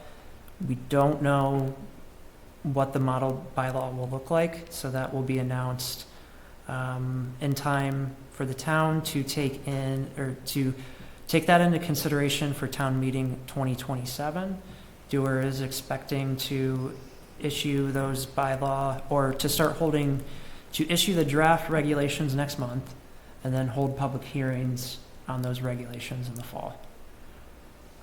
One thing that I think it will be beneficial for us and other municipalities is that they'll create a site suitability mapping a site suitability mapping service that will assign ratings based on geographic or topographical features where the solar array is going to be located. And they'll use features like wetlands, agricultural soils, proximity to water features, forest contiguity, rare habitat species, all those sorts of things to do this assessment.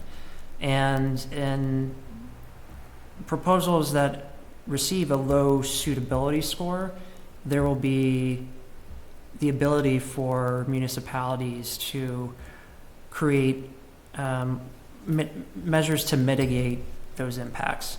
And it's not clear specifically how this would be handled at this time. I'm sure that that will come forward next month.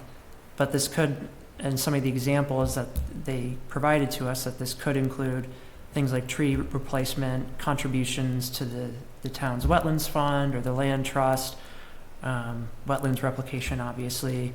And this one's interesting, or contributions to climate resilience projects. So we'll see how that shakes out. I'm particularly interested in to see how the contributions to climate resilience projects will play out, because there does need to be, if you're familiar with the theory of having a rational nexus for like impact fees and stuff like that, that'll have to be something that I think the state will need to define for municipalities, so we're not getting ourselves into legal trouble. So we'll see about that. Also, projects will be required to provide surety for decommissioning, and I know that's something that we've brought up with prior projects. And internally, we'll have to decide who is going to administer. There's going to be like 2 permit processes. There's going to be one through the Conservation Commission and Planning Board, as there always has been, but then someone will have to issue a decision on the larger permit, the one that has to get submitted to the state. And there needs to be one board or committee that is responsible for that. I think planning would be It's like a 40B, so you have to have one right. approval. Exactly. Yeah, and that's So- that's a good comparison. And that puts an extra burden, if it's us, that Mhm. puts an extra burden on you to work with conservation and to make sure that when we're writing the decision, they're okay with it. Mm-hmm. Because we'd have to write in the conservation type things as opposed to what we already do. Right. Right. John? Yeah, I have a couple of comments. It's, you know, we've been regulating, managing, encouraging, influencing, whatever you want to call it, renewable energy things for quite a while. The town's established bylaw and then improved the bylaw. It's always good to have the state come and tell us how we can do a better job at protecting the town of Westport. I would have 2, and if this is a continuing conversation with Dewar, which I hope it is, then there are 2 things I would ask you to communicate to them.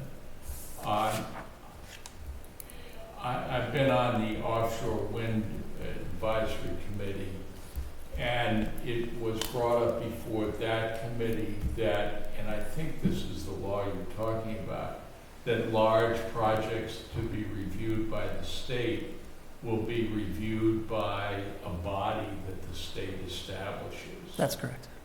And I think what the Offshore Wind Committee suggested, and I certainly support this suggestion, is that it would be good for Westport to be represented on that. They do have provisions, not for every town or every coastal town to be represented, but I think we're advanced, and I think having someone from Westport on that state review committee for the large projects, while we haven't had, and I don't anticipate we have, solar arrays that would meet that level. And nothing's gonna happen in offshore wind for a while. It is certainly possible that renewable energy projects over that cap that would impact Westport Mhm. would be facing us.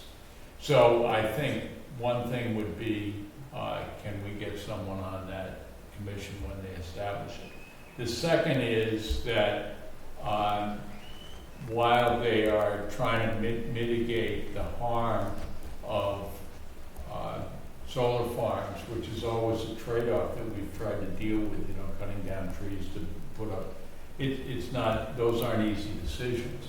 The state has the ability to do something really positive, which is to put solar panels over the parking on Horseneck.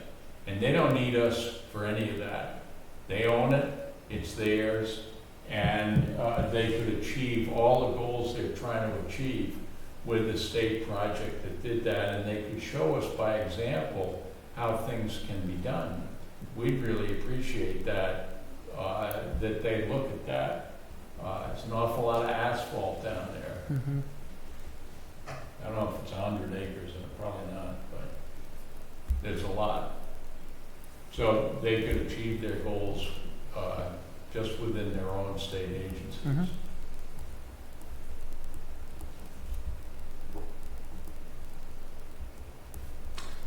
I also met with this guy as part of Serpent's environmental committee, and I have the same thoughts, some of the same thoughts that Michael has had about the process.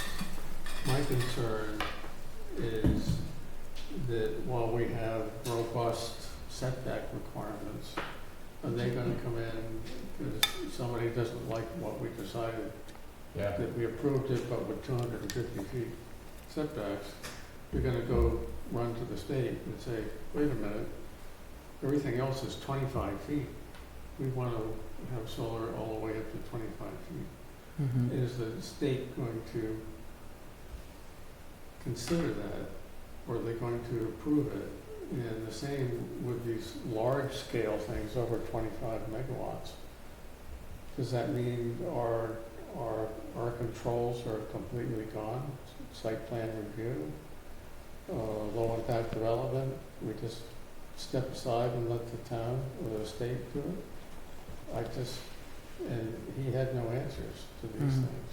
That's the way it reads to me at this time, but we'll see what kind of regulations they come up with next month.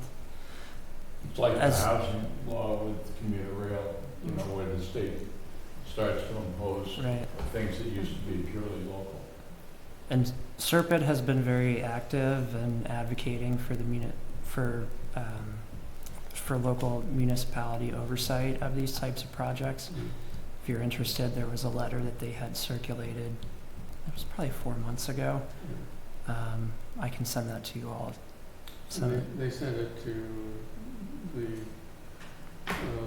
legislature, right, who were trying Right. another one of these laws. It was before that. So I pushed the commission to make our director go to this meeting mhm. at the State House. I think it's a good report. Next, the planners report. Right, an update on our Barrier Beach management plan. Woods Hole Group last week hosted at the Watershed Alliance a third public engagement session for the Barrier Beach plan. This one was focused on the various regulations at the barrier beaches, as well as providing best practices for managing those beaches, and those were recommendations for both the town and private property owners. So we're still in the progress of drafting the plan, but we're looking to release it as a draft in September. If you recall, our funds will be running out either in September or October, just depending on how workflow is. And we're looking for a CZM grant to continue the project and bring it to a full draft as well as permitting. But in the meantime, the project team will be meeting with the select board on September 8th to provide an overview of the results to date and to get specifically the select board's feedback on the plan's contents, because we haven't heard from the select board throughout this process, and so we want to get their feedback on the plan. An update on our hazard mitigation plan. A draft of the hazard mitigation plan is available right now for comment internally with the advisory committee, as well as I sent it to the planning board. And comments are due a week from Friday, so on September 5th. So if you have any comments on that, So you sent us this a couple of weeks ago, right? it's in your packet as well. Yep. Yeah. Yeah. So it's in your packet. It's You don't have any hard copies of it? We can print one and you can come pick it up, yeah. Could you? Yeah.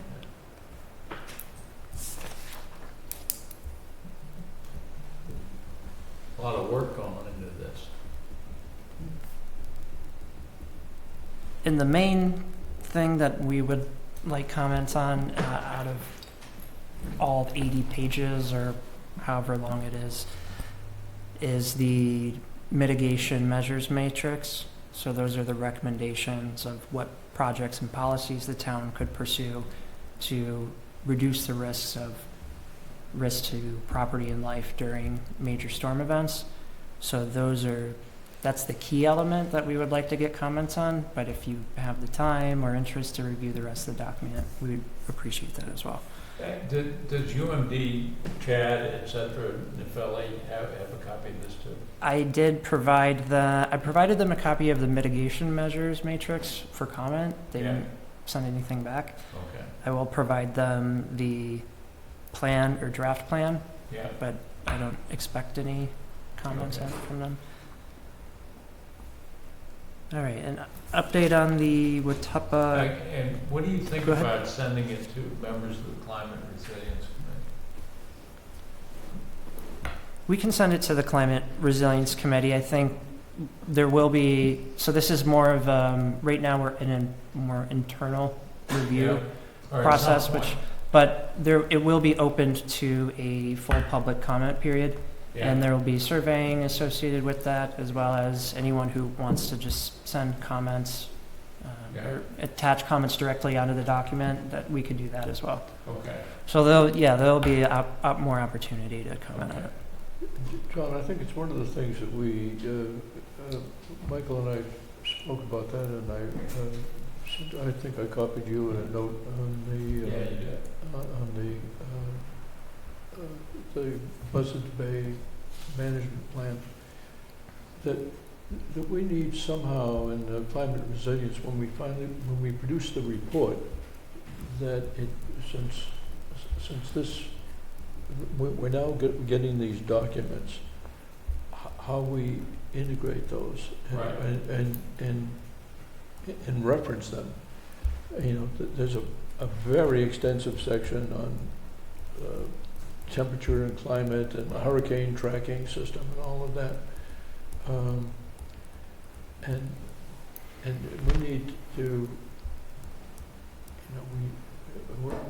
we shouldn't have every report say, just repeat the same thing. We can say, okay, here's if you want to see the hurricane tracking, see the update report, whatever, however we integrate these things, there's a need to do that, as opposed to,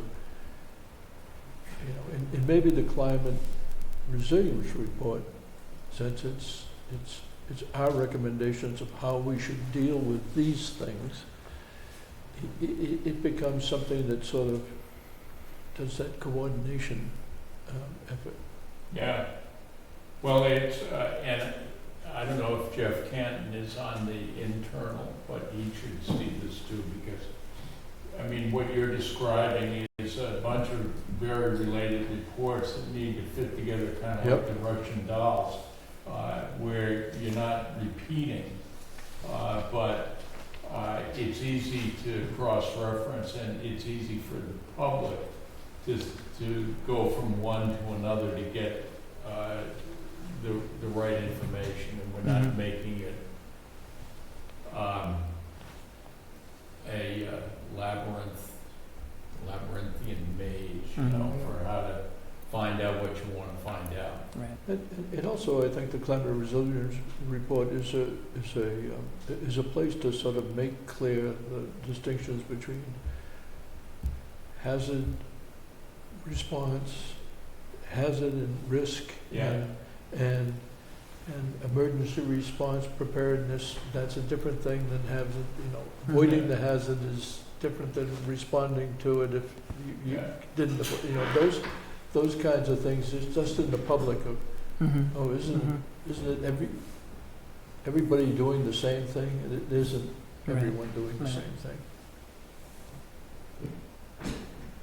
Yeah, I conceptualize the climate resilience report or plan or whatever the working title is going to be is the larger umbrella that a lot of these other types Yes, of planning documents all fall under. Yeah.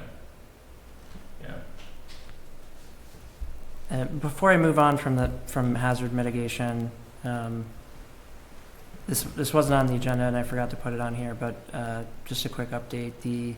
Neither of our MVP applications received funding, so we're going to have to rethink how we're going to do public engagement for the climate resilience plan, since we're already discussing that, so I don't want We have a little Speak bit about of it too money much, from but- Pecos, right? to, 7,500 yeah, towards that, right? right.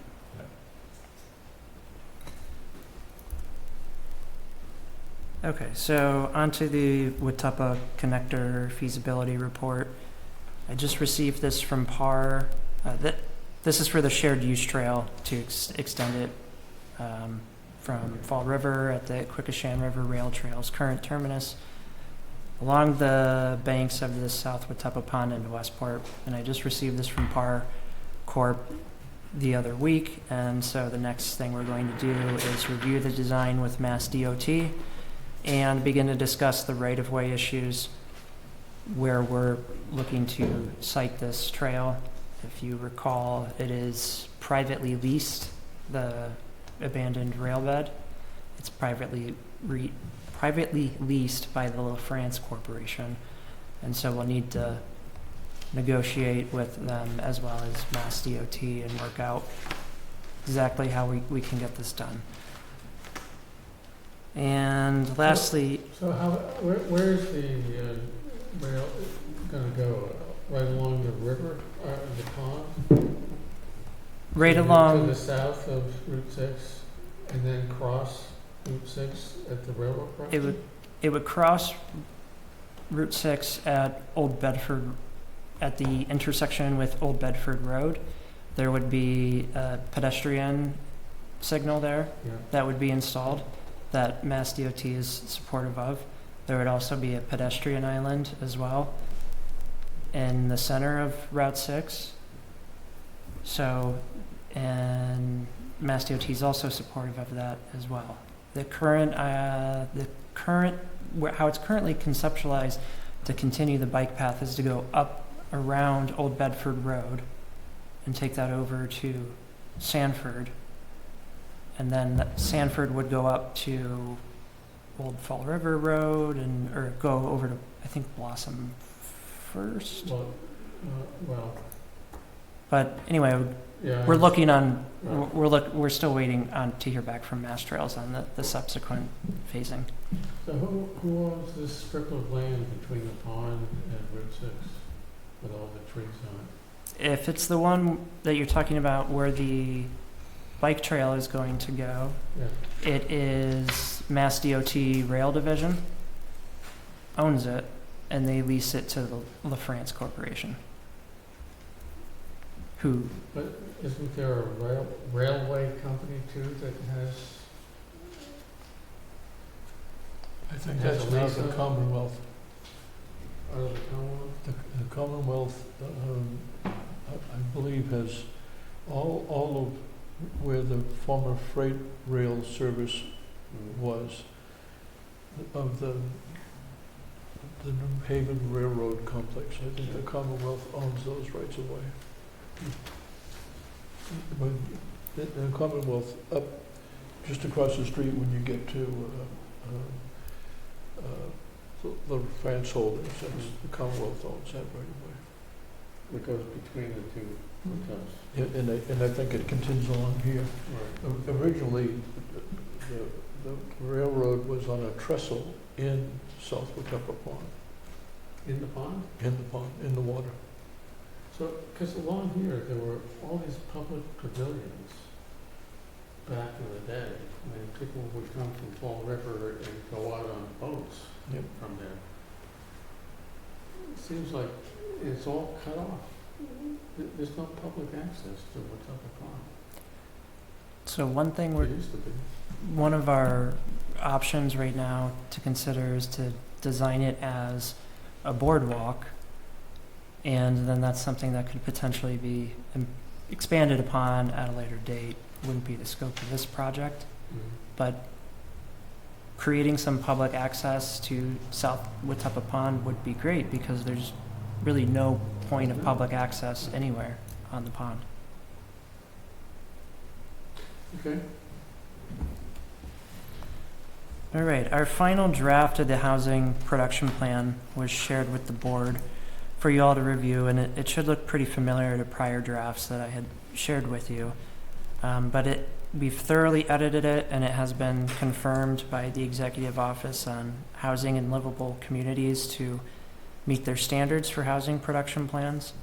Hasn't been accepted yet because there's a process for that the planning board has to vote to endorse it, as well as the select board, and then we submit it to EOHLC. So just to jog your memory, the housing production plan, what it does is it'll set for Westport a set of goals and strategies for developing housing here. And I think, as you all know, new housing is severely needed across the Commonwealth, and Westport is not an exception to that. And a statistic I want to use to underscore that is that 23% of homeowners in Westport are cost burdened, and 49% of renters in Westport are cost burdened. And cost burden is a term that refers to households who spend 30% of their income on housing. Generally, you should be spending, or more.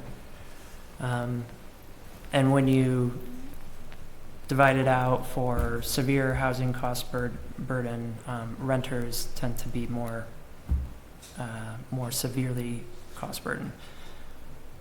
So some other issues that our HPP sets out to address is decreasing sprawling development.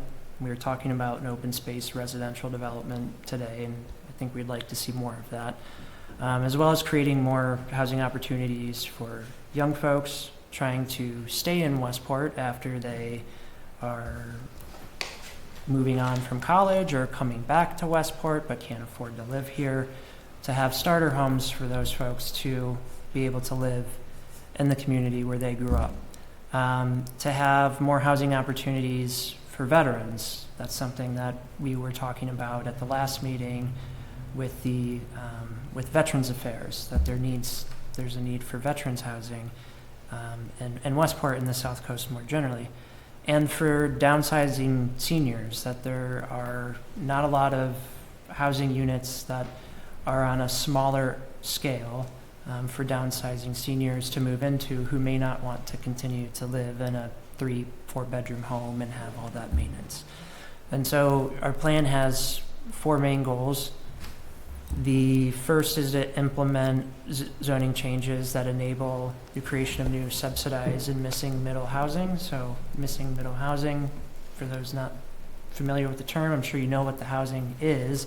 It's housing between from a duplex to smaller apartment buildings. So you would see that in like 3, 4, maybe even 5 dwelling units in one structure.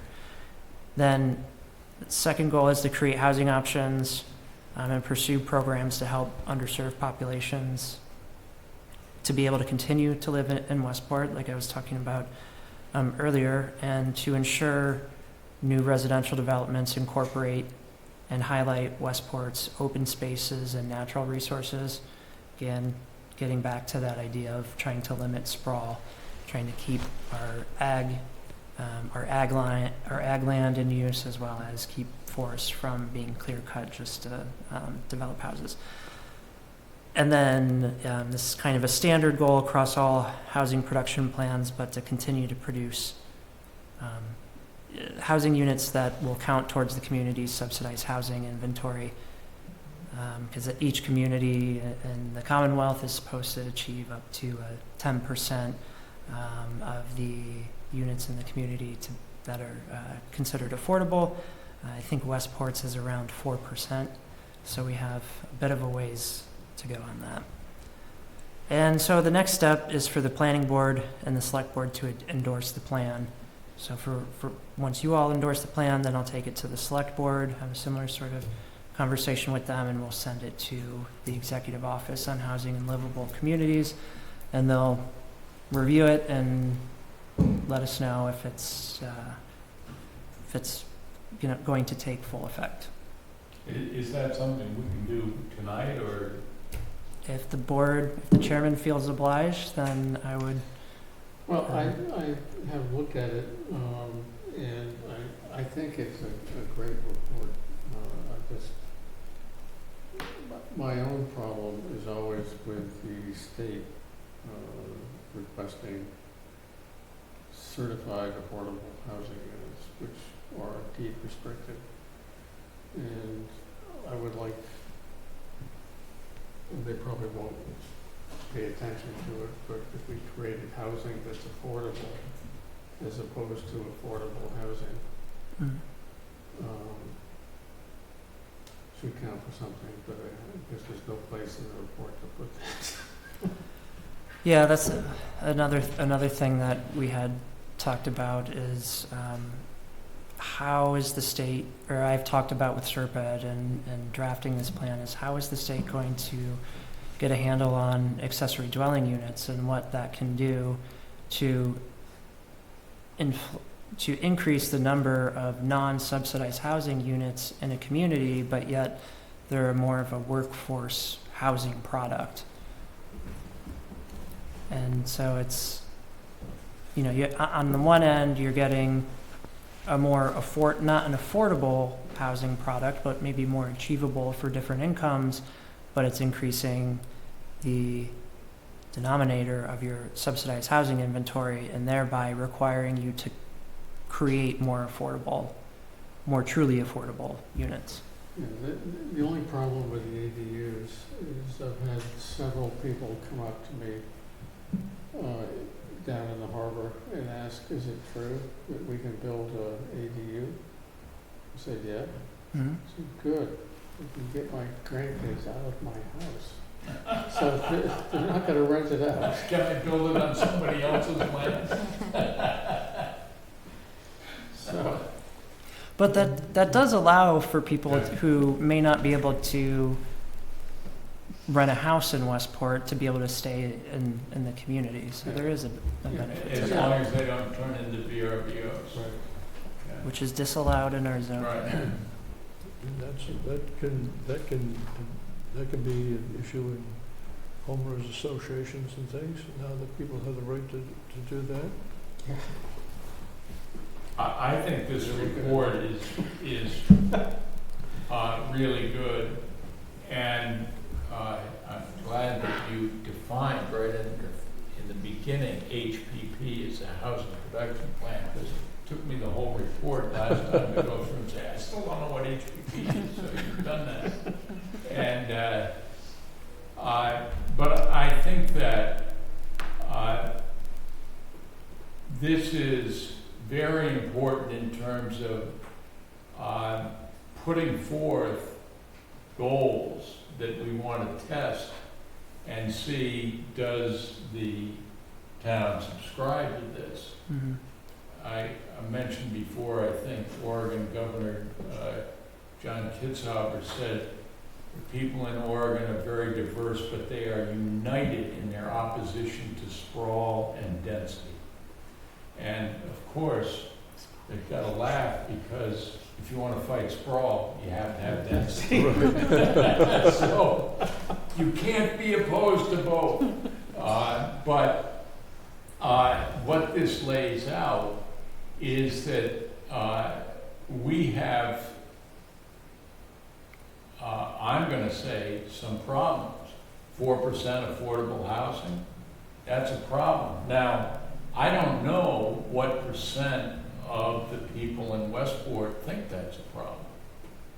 You know, I know there are some people who say, that's fine, you shouldn't be able to afford to live in Westport. And I don't agree with that, but my point is that this plan lays out with facts, here's the situation, and it puts forth choices. You can't be against both sprawl and density, right? You need one to combat the other. And so I think it will raise the level of how we discuss this in the town of Westport, and I'm perfectly happy to put a motion, if you want one, Mr. Chair, to endorse this Yeah, plan as written. I would entertain one. I'll move that we endorse the housing plan as it's been modified and take steps, you know, through submission to the select board or other ways of engaging the general community in the implications of this plan. So what is our thing? Now we forward it to the select board? Yeah. Is that, Yeah. that's what the motion should be? Yeah, That we're gonna forward? To endorse our and, We endorse it and forward it to the forward select board. the Yeah. final draft Yeah. to, Yeah. our final draft to the select board. Mhm. And encourage public discussion Right. of this. I'll second that motion. All those in favor? Aye. Aye. Really good job on this. And, Thanks. and I wanted to second that. I think, you know, really kudos to the planning department, the number of activities we've got going on, and the coordination and the quality of what is being produced is really quite good. And I think the housing, the housing plan really is an important issue in thinking about the reuse of the high school as well. You know, Yeah, which is, exactly. which is, you know, a unique opportunity. If one starts to think about where could this veteran housing, where could senior housing, people who want to scale back or scale down and move, where could that happen? Mhm. Now we have a 150,000 square foot structure where that could happen, or some of that could happen, along Mhm. with, it doesn't have to be exclusive, but there's a real opportunity there. So, with that in mind, there was an article in Shorelines last week which quoted me as promoting consignment housing in the old high school. There's no such thing. I was talking about congregate housing. Oh, I didn't catch that. I was gonna say, I don't know what consignment housing is. Consignment, that's like, Yeah, but if you Yeah. coast to sell on consignment. So, anyway, All right, quick note about our North Westport land use plan. I am getting together a working group for this. Serpent is helping us with this. I've talked about it at previous meetings, but if you know anyone who lives in the area north of Briggs Road, let me know. Well, anyone who might be interested. There are plenty of people who live north of Briggs Road, but not everyone wants to serve on a committee. So if you know anyone who might be interested in this sort of thing, let me know. Right now I have one person willing to serve on it, Gail Rodriguez. She's on the Bike and Walking Path Committee, but she's going to be helping me trying to brainstorm some other folks. So I think Steve Willett lives north of Briggs Road. I did reach out to Steve. I don't know if has I the think he's got a little availability bit on anymore. his plate. Yeah. He might know people though. Mhm. And that's it for the planner's report. Okay, assistant planner. Okay, so the first thing I wanted to update everyone about is I attended a hurricane tabletop exercise organized by MEMA, Massachusetts Environmental Management Agency. So the planning department was invited, Michael couldn't attend. Other people that came were many reps across the school department, both the harbor masters, the fire chief, deputy chief, and the police chief, members of the highway department, Chris from the Conservation Commission, select board members like Jake McGuigan, town administrator Jim Hartnett was there, and of course animal control, Dick Midmar. So a wide representation of town departments. It was basically like a scenario planning exercise. We walked through a scenario with Hurricane Dan coming in, and we were able to talk through 2 pre-storm days, during storm day, and then a post-storm scenario. So by walking through this, we were really able to identify like action items to take now, such as establishing departmental staffing plans, designating public information officers for EMS and for general information, and identifying a shelter and potential distribution locations. Other pre-storm steps discussed were maintaining the generators and handling staffing needs and evacuations, who's contractually obligated to stay, etc. So yeah, I can go into more details if you want, but you know, I feel like everybody left feeling a step more prepared in the event of a hurricane. At least we were able to come together and discuss, and now we kind of have an understanding of what the workflow is going to look like, who's going to declare what, who's paying attention to what, and what do we have to do with the problem. It's starting to. So then Chief Dan Baldwin and I have started uploading all our notes into a shared document that's going to turn into a draft hurricane plan. We started out with definitions, and then we went through the pre-storm, during storm, and post-storm kind of procedures outlined by department, like harbor master, police, where do we want extra detail, etc.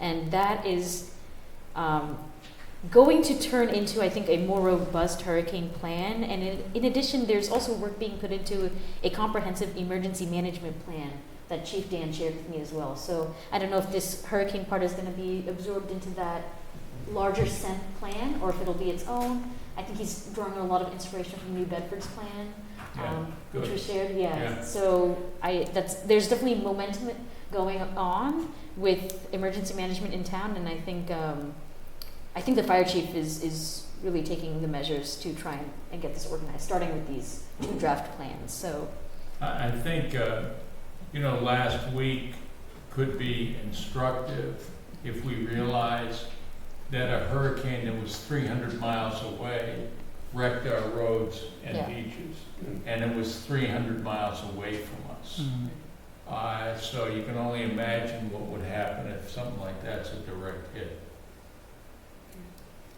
So,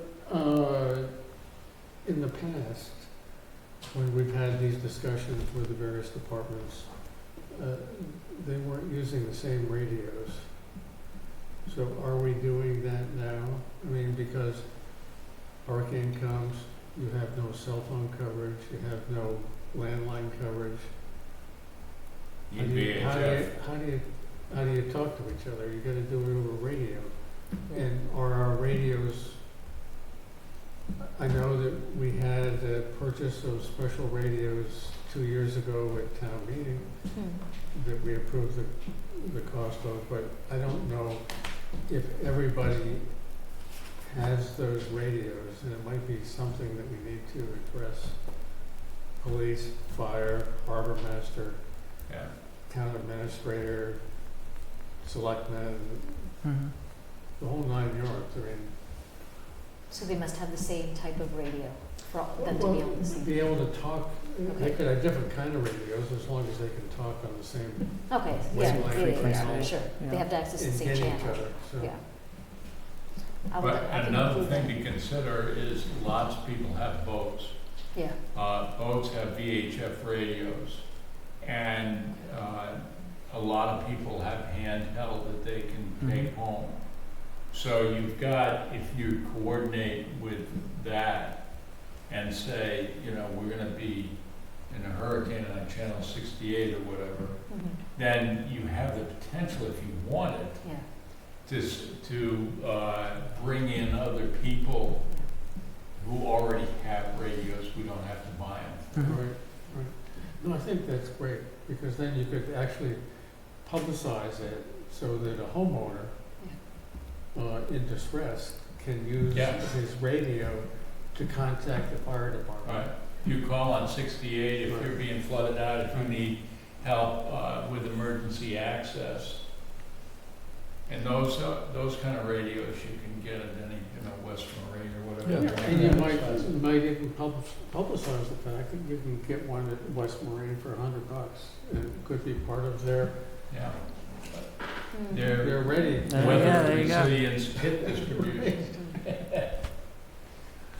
I will say for communications, I think they're gonna move forward with, contracting with Code Red.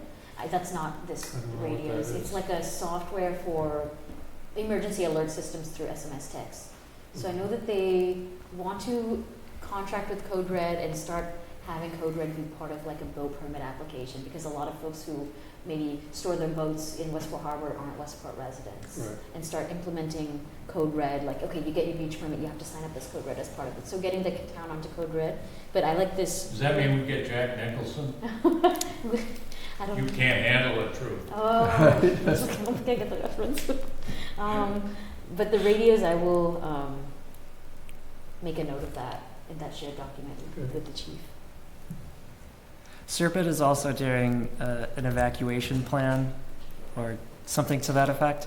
So there's a lot of work going on Yeah. in this space, and I think I'm really interested to see what Serpent develops with that evac plan, because I know we've talked about the need for that locally. So that should be coming out probably sometime this fall. Okay, And so- Westport ready. Yeah, so this is a fun update for everyone. As you know, we have been putting together with our grassroots campaign these resilience kits. We put together, or we're in the process of putting together 1,000, and we had our first distribution day for the EJ community this past Saturday. And that was a really great event, really positive feedback from everybody. I think everyone enjoyed it. We had about 80 people come through and pick up bags, or yeah, 80, I guess, households come through and pick up their bags. We had a fun Jeopardy engagement, a spinning wheel. People were having fun learning a little bit, you know, having some friendly competition. And I think that people really felt that they were that this was a intentional effort, you know, these kids, and we were out there all day, you know, connecting with folks. I think that it went over really well, and I'm happy to see it start. Hoping to give away more. I'm trying to connect with the Council on Aging, the Food Pantry, Greenwood Terrace, and other similar developments to see if we can start doing other kinds of distribution or pop-up events with them. But I gave you all a sticker. We passed out some stickers. So now you are all also Westport ready. And you know, I feel like there's, as Michael said, there's a lot of momentum in this kind of emergency response sphere in town. So it's exciting, especially as we head into the thick of hurricane season. I think what I was really proud of, besides our grassroots campaign, all the efforts everyone put in, is when I was prompting residents, they already seem to know a lot about resilience, about what they need to do, about how they shouldn't be interacting with standing water, about how they need to get to the high ground, about how they already know instinctively what kinds of routes to take to evacuate. So I was very happy to see that Westport residents are paying attention. They're already here, they're ready. That's very cool to Yeah. hear. On the other is, I don't think the people who are here for a short time have a clue. That's definitely a population to And they're probably here talk during about. hurricane season. Right, Mhm. right. But that's great.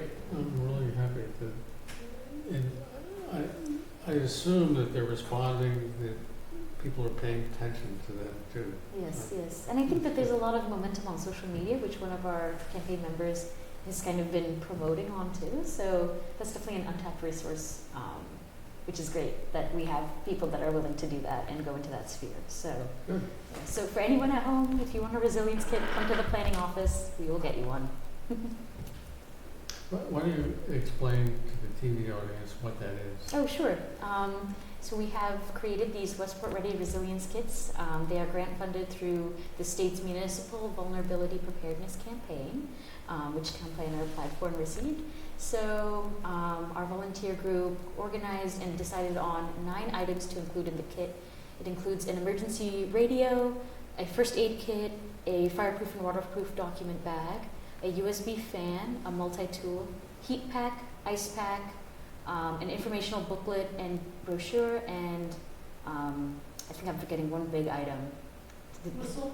The whistle, yes. I said the radio, right? So these are just, they're starter items to help you be more prepared in the event of a storm, a power outage, flooding. It comes with some information that we've compiled as well on heat stroke, hurricanes, power outages. It's just a Westport Ready step for you to be more prepared at home. So. Can any Westport resident pick one up? Yes. Mhm. Wow, okay. We're at 8 While different supplies displays. last, Yeah, while 'cause there's supplies only- last, yeah. There's only 1,000, but we're also, well, Dia is working on prioritizing a couple of different locations. Yeah. So I think we'll hold on to some for those. Like the Council on Aging's one place that she's trying to Yeah. distribute. Okay, correspondence. 28 Cahoons Lane is, or the correspondence is a series of notices from the Zoning Board of Appeals. First is 28 Cahoons Lane. They request, or there was a variance requested to construct a single-family home on a lot with no frontage, and that application was subsequently withdrawn and unanimously, the ZBA unanimously accepted the withdrawn application. And at 37 Fisher Road, a special permit was granted to allow the keeping of up to 10 dogs for non-commercial use. Okay. Minutes. Mr. Chair, I've read the minutes. Again, they're excellent. I think they're accurate and complete, and I commend whoever is doing the minutes. We still have humans doing the minutes? Nadine, no? But they're great. So I move approval of the minutes of August 12, 2025. Second. All those in favor? Aye. On motion to adjourn, Yes. I move that we adjourn. Wait a minute, before you Second. do that, there's one thing that Michael hasn't said, is that we are, Michael, myself, I think John, Jeff Canton, and I don't know who else, are meeting with Eversource. Oh, yeah. September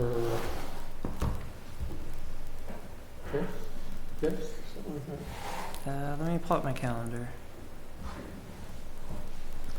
To discuss with them rerouting the electrical service to Cherry and Webb area.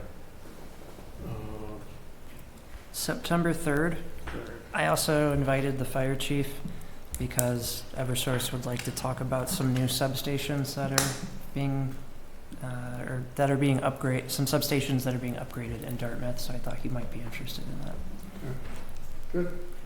And then maybe we can convince the town to agree to those things in exchange for rerouting or making our electrical grid more resilient. So, I think that. Okay. All those in favor of adjourning? Aye.